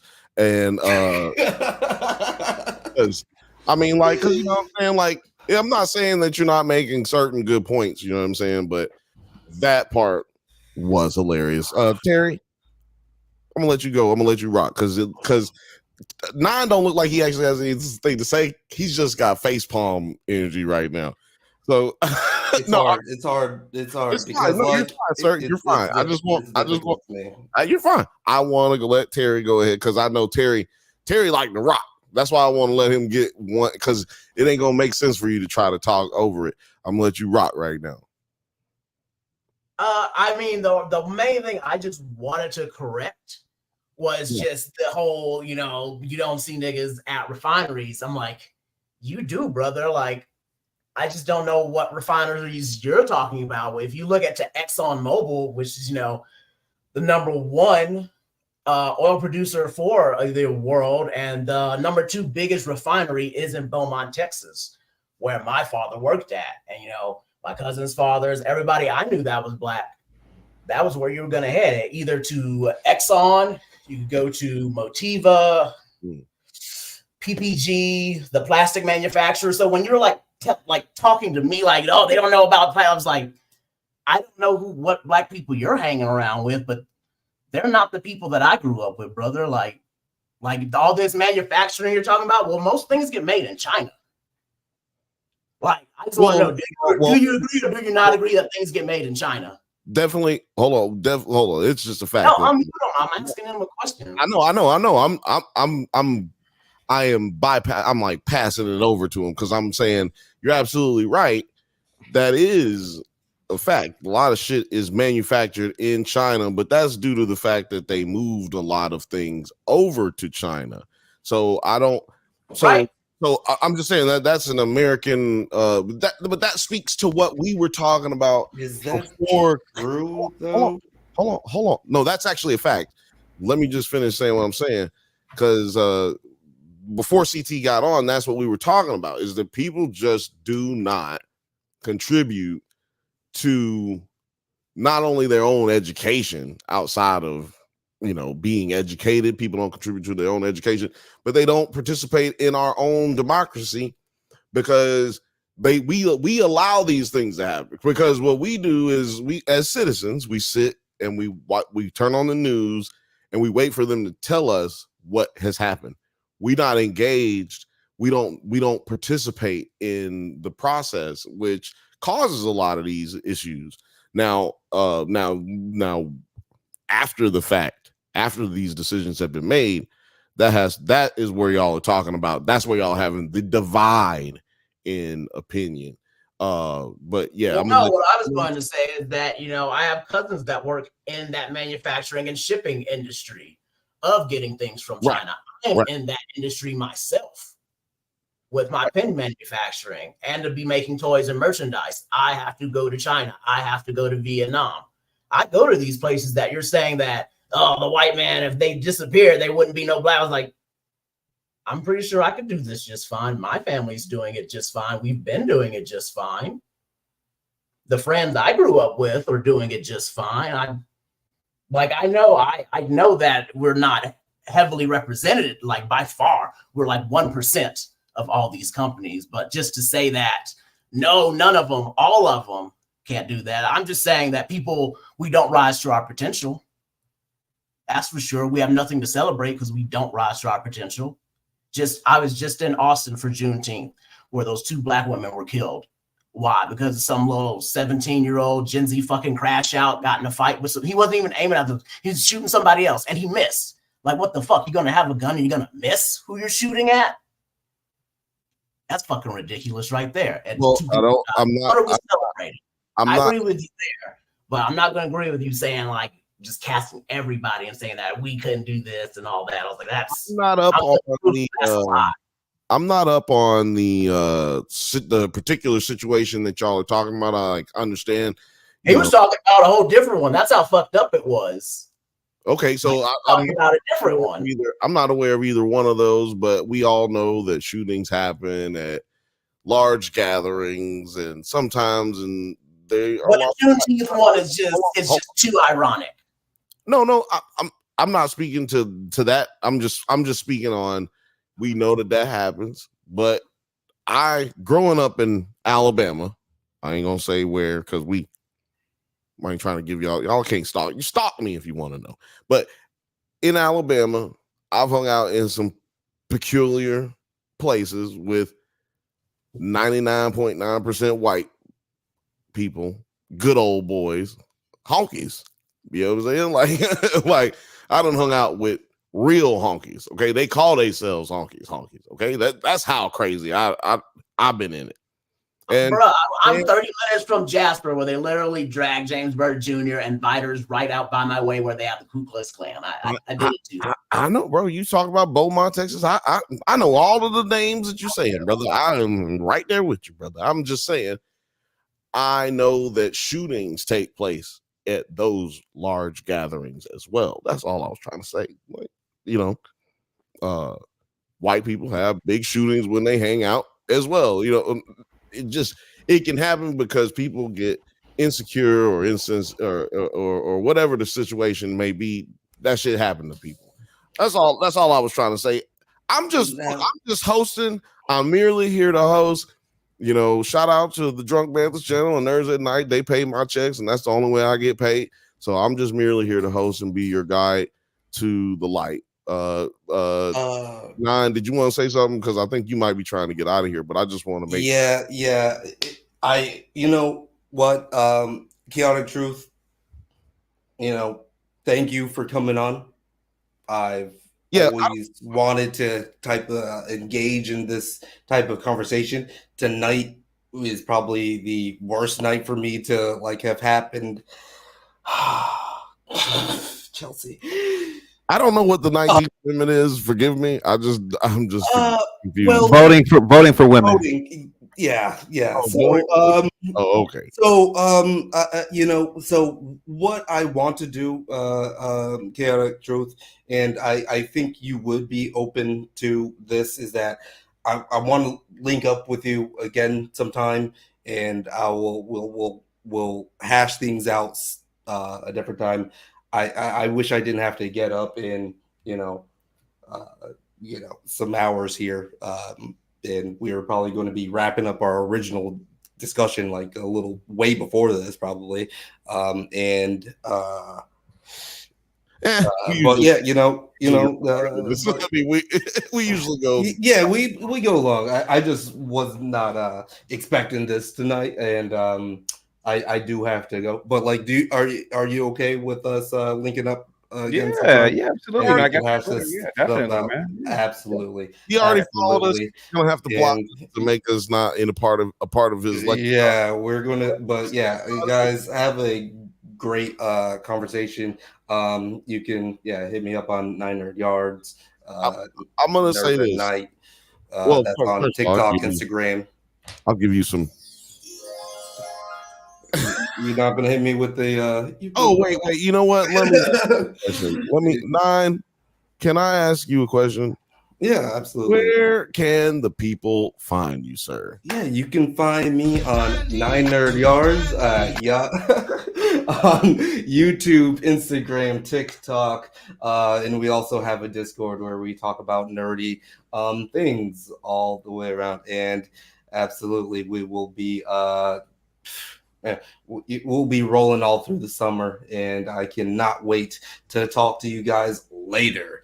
But tonight, God bless you. Good night. Thank you, brother. Good night. Good fight. Peace. You can find them everywhere. You know what I'm saying? Stalk him. Stalk his ass. But yeah, no. So first of all, I just want to, before we continue, shout out to everybody who's watching from all platforms. I don't want to say them all because there's too many at this point. I'm gonna have to take that out of the script. But shout out to everybody watching on all platforms. And shout out to everybody who's watching from Chaotic Truth, man, because there's a lot of people in the chat showing some love. You know what I'm saying? I did not know that the 19th Amendment was the women's vote law. That's from the 20s. That's when they like, right? That's from like the 20s, right? It is from, if I'm not mistaken, I think 18 something, like, or night. No, I can't remember. It's like 1878 or something. I think it was I thought it was 19 something. Like women, right? Women voting. Oh, wait a minute. It didn't pass until 1919. My fault. I'm sorry. Okay. So yeah, that's a long standing. That's a pretty long standing one. I don't know if we can get rid of that one, my dog. Like, I don't think that we can repeal women's votes. How do you feel about that, Chaotic Truth? That's definitely one of your viewers, and because look, I'm gonna be honest with you. I'm ignorant to your lexicon as you are probably as ignorant to ours. You know what I'm saying? Like, I'm not assuming you've been watching our videos and shit. Like, you know what I'm saying? This is my first time on your channel, man, and I like it. But I take the more Starship Troopers approach with voting. I really believe that voting should be for men and women. Right there, and just say that's why I joined the Navy, was watching Starship Troopers. Oh, really? Hey man, they had some beautiful women in that damn movie, man. My God. There was a YouTuber who made like a 3-hour like breakdown of Starship Troopers, like the movie versus the book, and he starts off by saying, I joined the Navy because I watched Starship Troopers. And I was like, I'm glad I'm not the only person that saw that movie. I was like, I need to do my part and join the military. Yeah. And it was like, it's always the Navy, though. I was like, I believe that men and women. I'm sorry, I didn't mean to cut you off, but the answer for our question earlier about the 19th Amendment, 1920. Oh, 1920. Okay. But go ahead. Yeah, I believe that voting should be a earned right, and I really believe you should serve your country. Sort of like in Starship Troopers, maybe do 2 years in any branch. And I believe that the military should. It's weird because this is not a military government, right?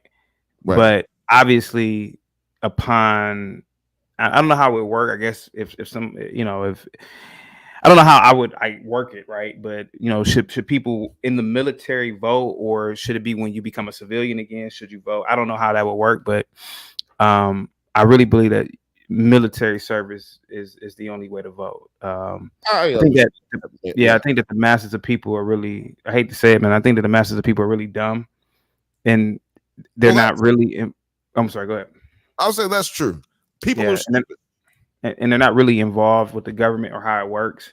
But someone who served in the military, they do have somewhat of an understanding how the government works. Maybe not at all levels, but I really believe that a person who served in the military and became a JAG, right? You know, that's a lawyer. So, right. and the senators generally are the lawyers. Why not have people who are in the military or JAG become the senators? I don't know. I just feel like everybody shouldn't just vote, to be honest with you. You know. Well, I'm gonna tell you the truth. I forget who said it. There's a philosopher, like American philosopher, who said, "Be careful if you get everybody to vote because you don't know what everybody gonna do." Like, yeah, you might not get the result that you want when you get everybody to vote. But I think it's interesting when you was talking about that part, because it's just like I do think that everybody should vote or have the right. You should have the right to vote, because what it comes down to is you also in having the right to vote, you also have the right not to vote. Like, you don't have to participate if you don't want to. And the whole point of the United States of America is to be able to do two things: to be able to voice your opinion without persecution. Yeah. A non-violent opinion, you know what I mean? Because violent opinions, obviously, we can't stand up for them type of situations. Like, I don't approve of none of that by any standard, you know what I'm saying? But if you want to speak your voice, that's important. You can be wrong and speak your voice. The KKK like to speak their voice. They wrong. But guess what? They can speak their mind. I'm not trying to send niggas to jail for being wrong, because we be here. We got to do talk about prison. What do they call it? Prison industrial complex. My God, you have everybody in jail who's doing that. But that's the whole point of this. And the other point is to be able to have a vote on what you're doing. Now, see, if everybody voted, there would be less of an illusion of the ability to be in control of the government as a citizen. But we have this illusion that we can control everything because everybody don't participate. You know what I'm saying? I think if you apply all of the things that you're saying, CT, to not just the black community, but the white community as well, like if it's just every community, every tribe, I think that's what every tribe needs to be fighting towards. Every tribe needs to be fighting towards being better, because there's those, like you said, white people got trailer park niggas as well. Like, everybody needs to be fighting towards being better, because we all got something that we dominate in or accomplish or are very accomplished or prolific in. But what motherfuckers don't do is focus on the things that we all do, like the things that we similar, the wants that we have. Everybody wants the same shit. Everybody wants to get to the same spot, but everybody has a different means or opinion on how to get there. But yeah, I killed enough time right there. Hold on, let's see. Let me get this.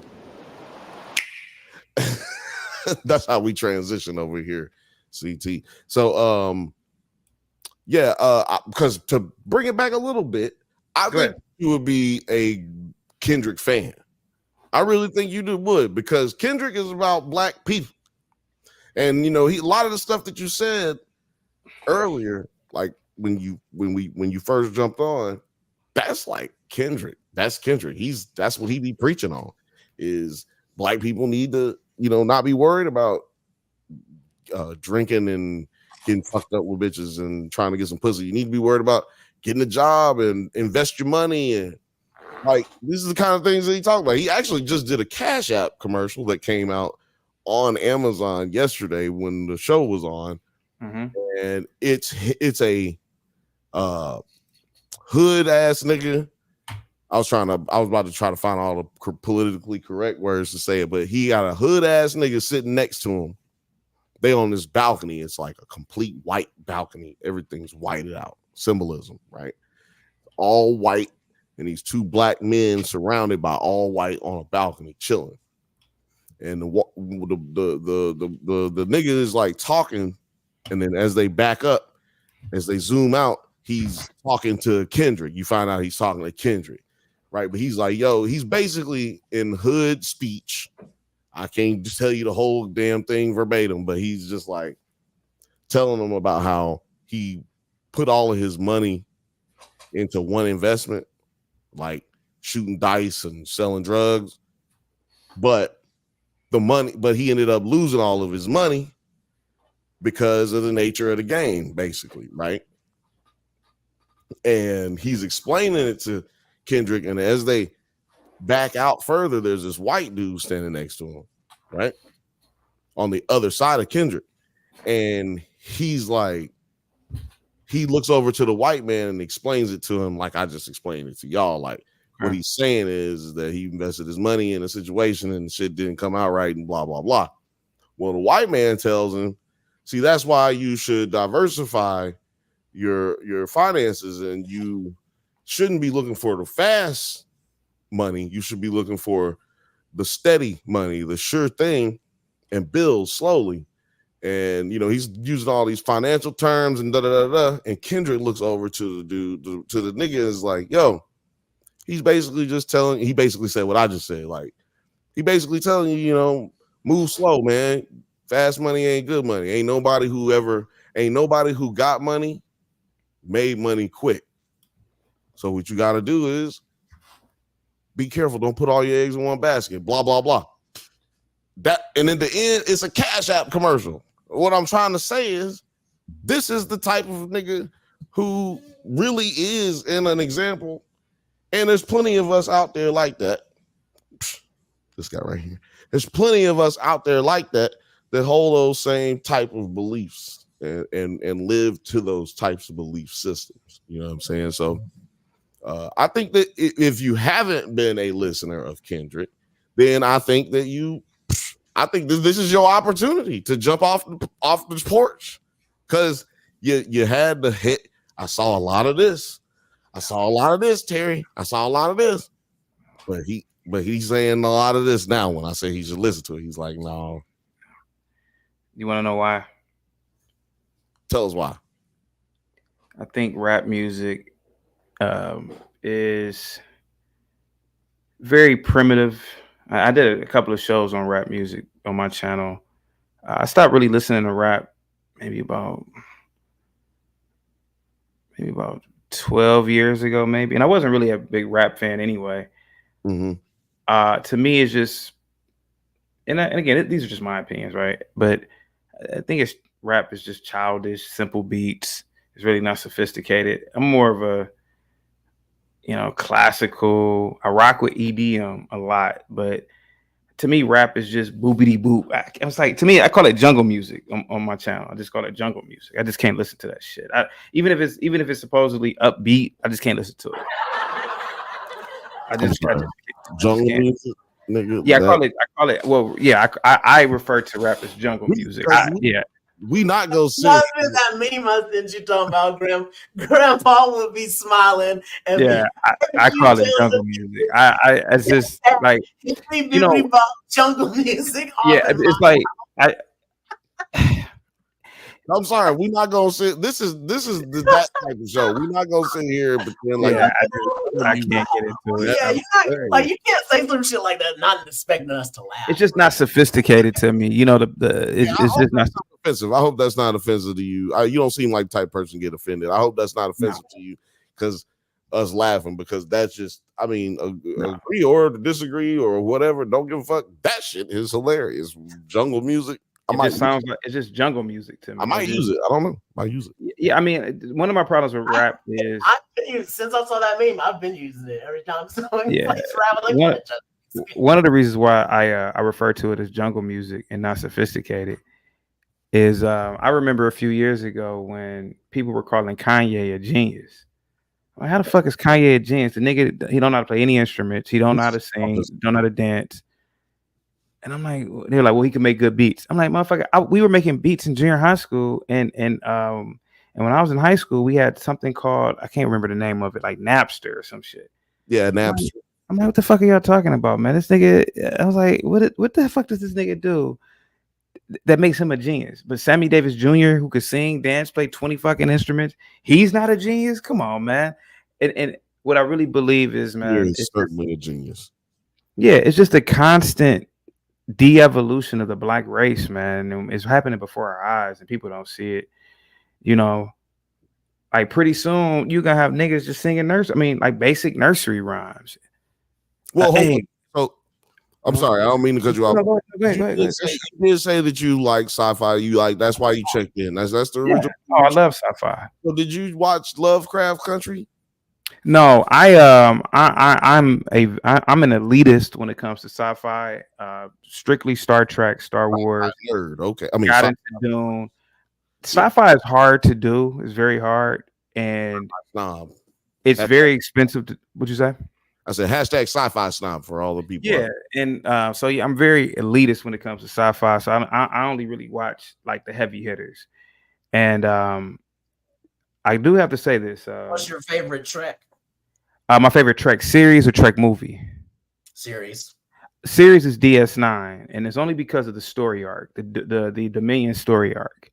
That was the coldest story arc, because everything else is kind of like a little bit boring. But what they that story arc was, I think that story arc was probably one of the greatest story arcs in television history, probably in the last 30 or 40 years at that time period.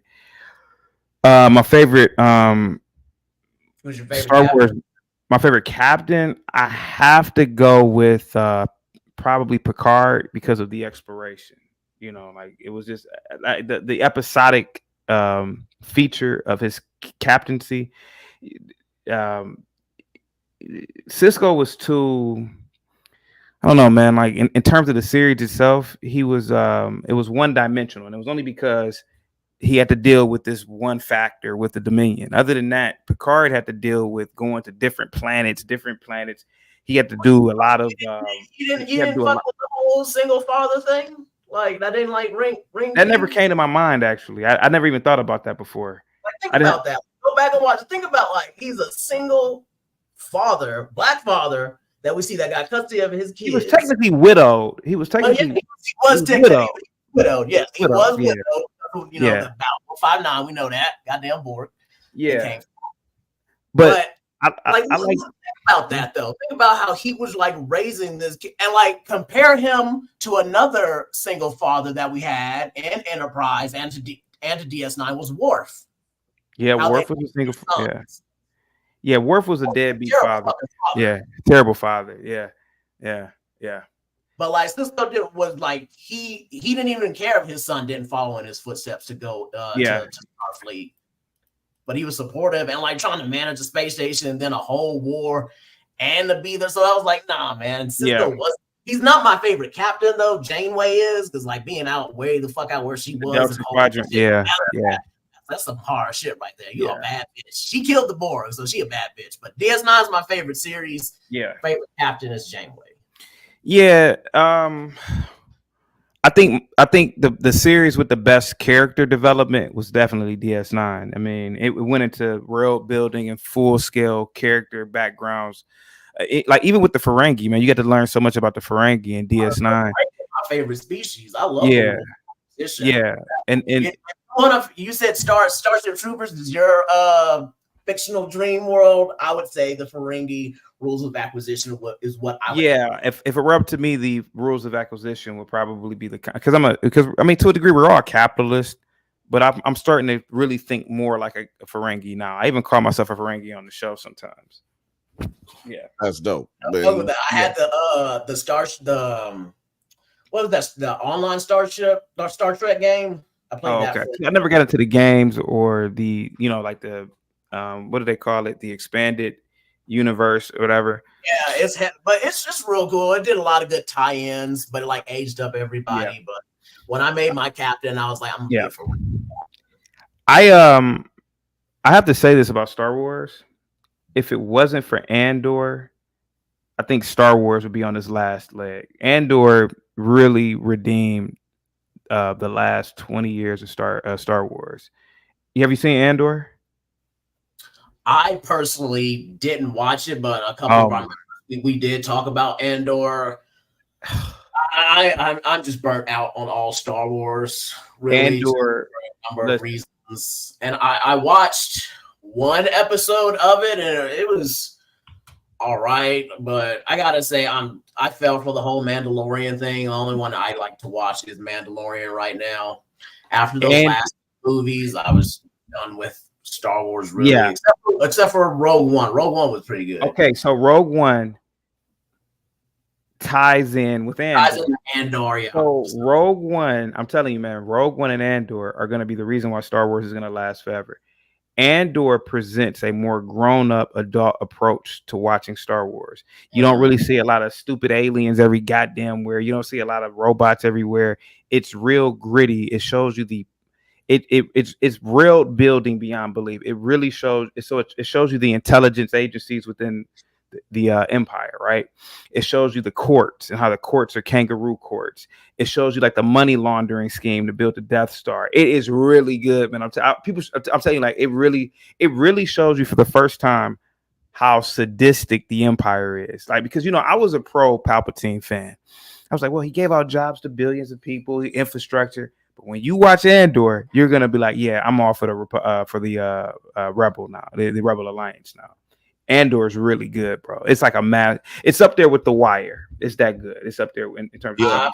What's your favorite season of The Wire then? I would have to say my favorite. Oh, go ahead. Before we jump over to the favorite season of The Wire. Yeah.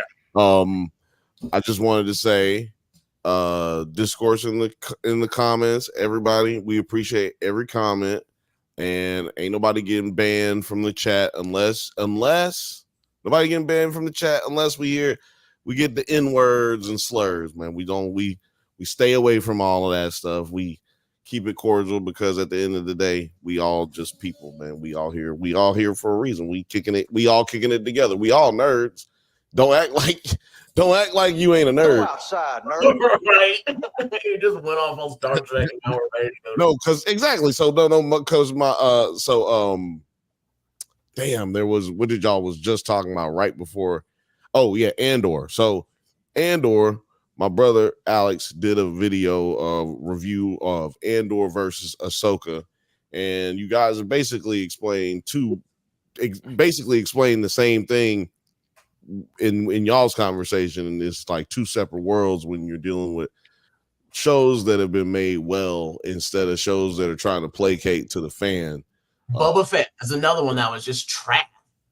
Because those shows are more geared towards kids, like 6-year-olds. Andor is like, honestly, if you're not even into sci-fi, like I think like your average adult, like, will watch it because it is really good. Like it shows you how policies and procedures. It's not this goofy. Like, first of all, there's no Force in the end. I mean, obviously the Force still exists because it's all in the same universe, but there's no mention of it. There's no mention of goddamn Jedis. It's just, it shows you the perspective of actual people, like hardworking people who live under this regime. And so I tell people, man, if you really want a serious perspective of Star Wars, watch Andor. And I wish Star Trek would do a Andor type series or movies. Who's the butcher of Baghdad, butcher of Star Trek, the white guy with the glasses, I forgot his damn name. He made the reboot when Jesus Christ, I forgot his damn name, man. J.J. Abrams, man. Yeah, it's like they made this shit for 10-year-olds. But if they really, one of the things I liked about DS9, especially like season 4 through the finale, back in the 90s, it became very serious. It really showed you how dangerous an adversary could be. A lot of times the adversaries were cartoonish. They would figure something out in a day or two. But the Dominion, we talk about 4 years of the Dominion, and the Dominion were diabolical, the founders. we call it, the monster of the week. And that's kind of like how the last start, like how Generations was. It was a monster of the week. Yeah. And for a time, the beginning of DS9, it was like The Office meets Star Trek because they weren't exploring into space. They were living in a space station. There was no new things to pop up. It was just kind of like bureaucracy. We're watching the bureaucratic side of it, not the cool space exploration side. But then this war popped off. And then we got to see what this new Federation could do against a well-established empire. Like, just like we are still children in this space exploration and meeting new aliens. And like, here comes somebody that's like, we've been doing this for thousands of years. Discovery. Play in space. We're going to tell you how to play in space. Yeah, Discovery. I didn't really watch Discovery at all because I hate the whole Mary Sue characters now that they have in science fiction. Michael Burnham can do every goddamn thing. She can fight good. She knows Vulcan. I'm like, man, it's just too much for her. She has no hero's journey. And I didn't really follow it because of a multiplicity of other reasons. But did you see Strange New Worlds?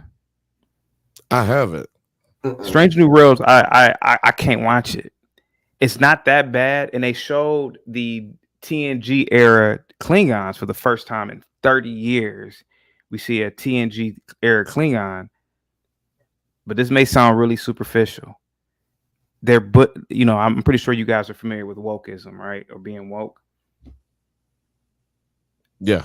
They got Uhura. The girl who plays Uhura looks like me. I'm like, I don't want to watch this shit. I want to watch attractive females on camera. I don't want to watch a female who looks like me. And so I think that's one of the problems now with like look at these dudes Star Wars. I'm like, goddamn, like that Asian chick in not Force Awakens, but the other one. I'm like, why didn't they pick a hot Asian chick? Like, I don't get it. But nevertheless, man. Yeah. Well, I mean, I don't know. Y'all shows that y'all talking about right now. I think she's fine, and they fucked up on her makeup because I've seen her like done. She's fine. Really?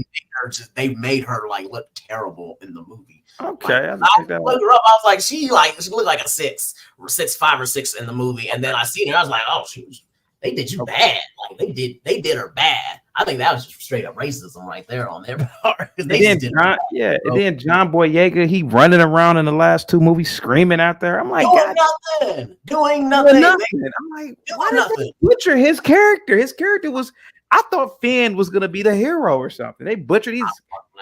I'm like, what?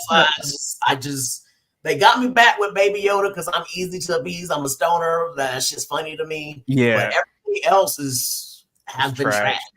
Yeah. It's been trash. I hear a lot of good things about Andor, but I don't subscribe to Disney Plus at all. Those motherfuckers are not getting my money. Andor is Mozart. Requiem of a Dream. It's a classic, man. Anything you could think of it as a classic, that's Andor. From first episode to last, every scene is just perfect, man. Yeah, that's exactly how my brother puts it. I'm trying to get him to do some more Andor versus series, like where Andor versus Boba Fett, Andor versus Obi-Wan, Andor versus now Acolyte. So you have been watching Acolyte. I have not. I've heard so many horrible things about it. Well, I don't. Yeah, you should check it out. I don't think that anyone should have an opinion about anything that they have. I'll check it out. But I heard that Acolyte takes place 40 years before the events of the battle. 100 years before. So I heard that era is what is known as the High Republic, right? So I guess whatever the High Republic is, I guess the golden age of the Republic.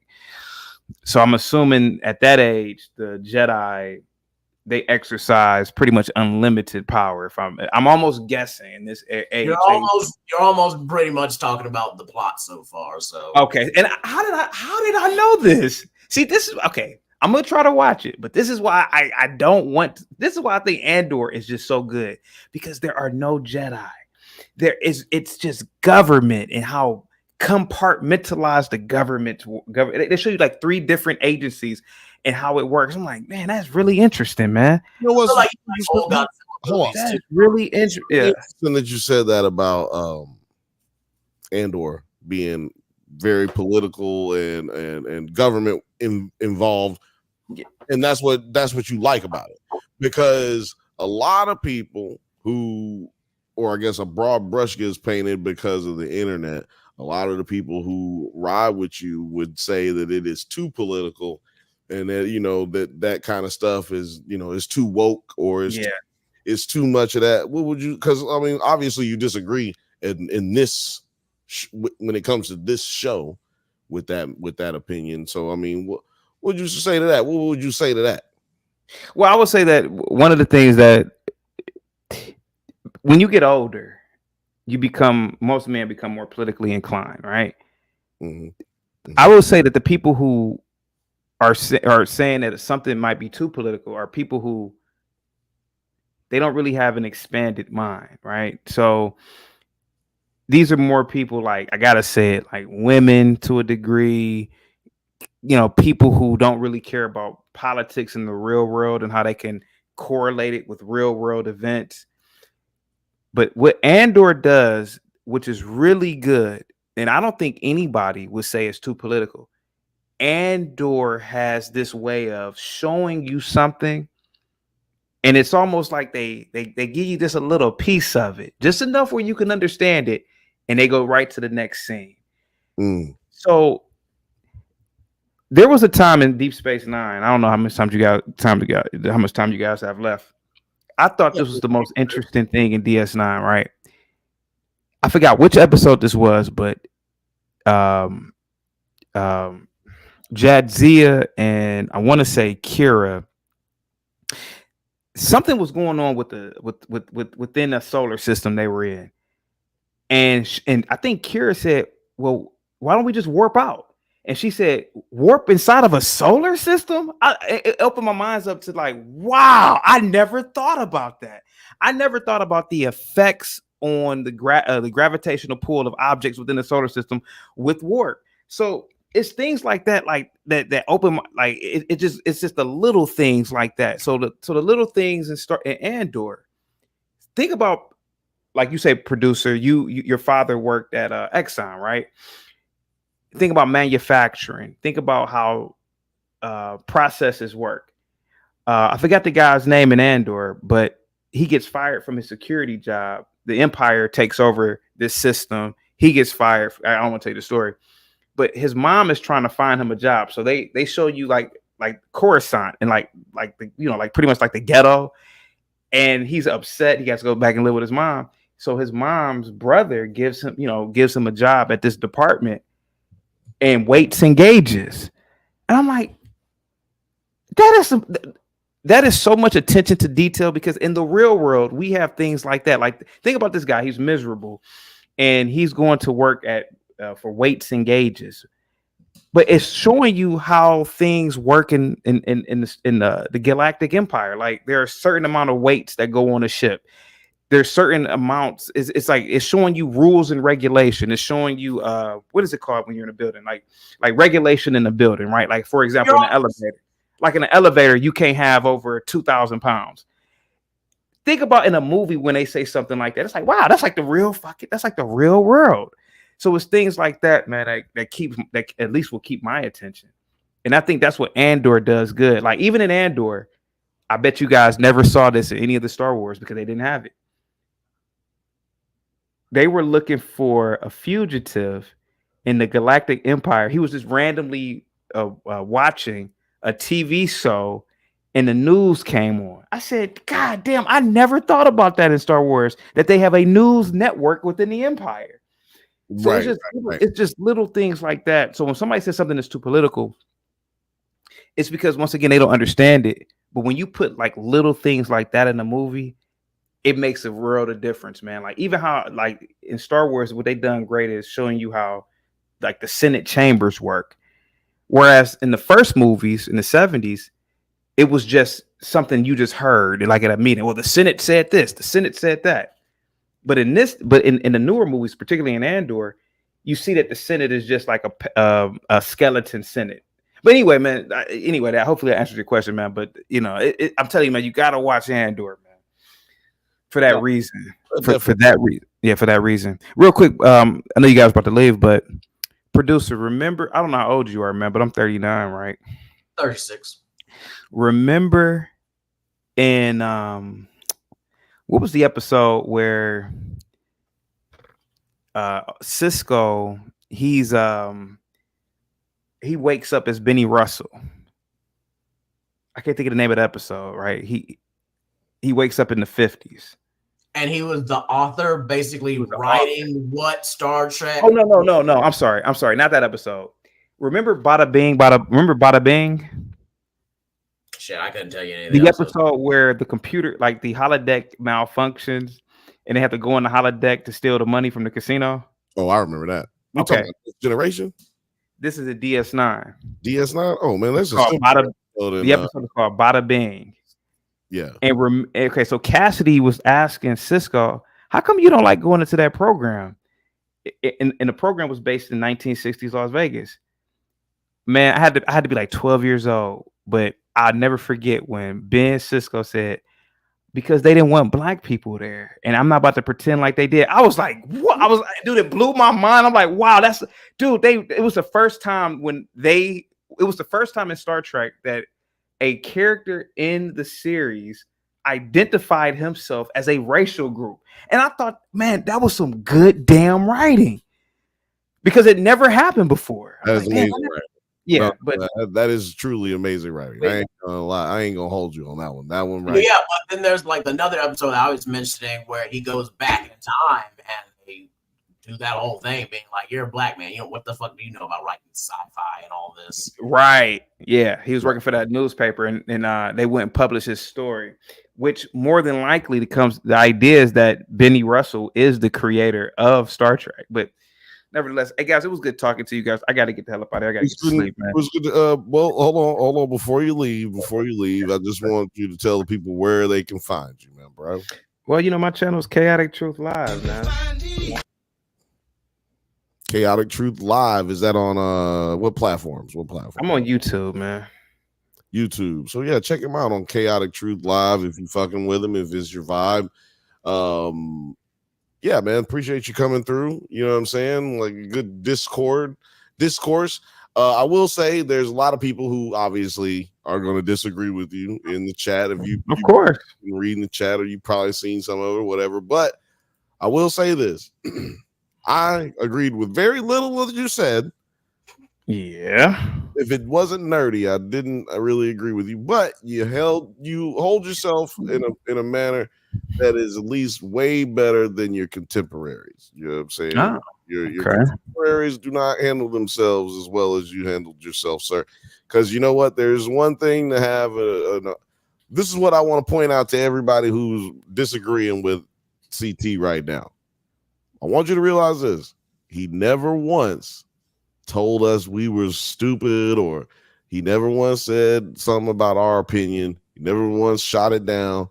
You know what I'm saying? We all got different opinions, and that's just how life actually goes. If you didn't enjoy any of this part of our shit, because this is normally not how none of this goes, I just want to let you know this is what the Bantha Bunch is supposed to be about. Not like necessarily these topics, but we are going to have conversations. We're going to disagree, and at the end of the day, we all people. You know what I'm saying? That's how we got to leave. Bill, you know why?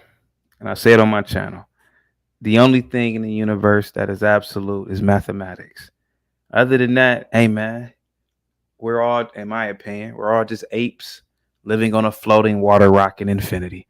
Hey man, your opinion could be absolutely right, but if you tell me 1 × 1 is 2, like Terrence Howard, now it's a problem. Hell no. Other than that, I respect your guys' opinion. You guys could be correct, man. Everything I said about black people could be wrong. That's just what I believe. Salute to you guys, man. Thank you guys so much, man. Hey, appreciate you. Have a good night, man. So yeah, man. This is we solve racism right here today. We said we had an Atlanta episode that said racism is gonna be over by 2024. We got like Yeah, 5 months to spare, right? Yeah, and it's Juneteenth, 2 days after Juneteenth. Shit. We've almost. I call that a win. Look, you know what? CT was talking about how, niggas getting together and then it's gonna be a shooting. Well, look at this. Look, it was niggas that got together today, right here on the Bantha Bunch show, and didn't nobody get shot. Niggas disagree. But that's to me, I grew up in the country just like you. And I know niggas that's like that. I know niggas just like him. You know what I'm saying? I grew up with niggas just like him. But that don't mean that we can't have a civil discord and just, allow each other to speak and allow each other to get they shit off, man. That's why y'all come here. I assume that's why y'all come here. I don't know why y'all come here. Actually, this is a fucking terrible show. I don't know why any of you come here. But but no, for real, I really appreciate all y'all who came today. Even the ones who had a little kind of crazy opinions. Yo, son, getting rid of the 19th Amendment, even though I had no idea what it was before you said it, that is ridiculous. That is some wild shit. You out of pocket for that one. I mean, look, you believe what you believe, but that one was out of pocket. That was hilarious. Shout out to Stay Woke. Shout out to Film Age. Shout out to the Fifth Bantha. Who else do I want to give some shot? Hold on. Actually, I know why I'm not feeling comfortable right now. There we go. I need that going. So yeah, shout out to everybody who was in the chat. Lil Frothy, Chelsea. Hold on, there we are. Dante Irving. Shout out to House TV, You're a Wild Boy or Girl. And shout out to me. Shout out to Nine and CT for joining us today, man. What was his name? Chaotic Truth. Chaotic Truth Live. Shout out to him for joining us because he didn't have to join. He knew this was going to be, he knew it was going to go down. He was watching before he got on. Terry, where can the people find you, my guy? They can definitely find me at my Instagram right now at T-Pains. Say it again. T-Pins. T-Pains. T-Pins. T-Pins. Yeah, man. If you're in Denver this weekend, you can find me at the Veggie Verness at El Tangos de Westwood lot, located on 3950 Morrison Road out here at from 5 to 9. I'll be vending with a whole bunch of other craft vendors and a lot of vegan food if that's your thing. If you want to come out to that, you can come buy some pins in person. They're much cheaper. Yeah, get those in-person pins. Say that 5 times fast, goddamn. You know what I'm saying? You can find me right here, your favorite cousin's favorite cousin, Bill, right here every Thursday on the Bantha Bunch show. Here with, usually Terry or one of the other 9 Nerd Yards crew. I don't know what we are. We're the Nerds at Night. That's right. We the Nerds at Night crew. And yeah, you can follow me or find me also on the Bantha Bunch podcast, or excuse me, the Drunk Banthas podcast. You can find me on the Drunk Banthas podcast every Monday, 8 p.m. Pacific time. It's always Pacific time because we in LA, baby. It's up. Shout out to Kendrick. Shout out to Juneteenth. Keep it going. Don't take my holiday away from me, goddammit. This has been a motherfucking crazy ass episode, and I appreciate anybody who's watched this long. There's 73 people in the chat right this very second. So fuck with your boy. I appreciate y'all. Don't you ever stop being as cool as you are, and we'll see ya next time. Peace.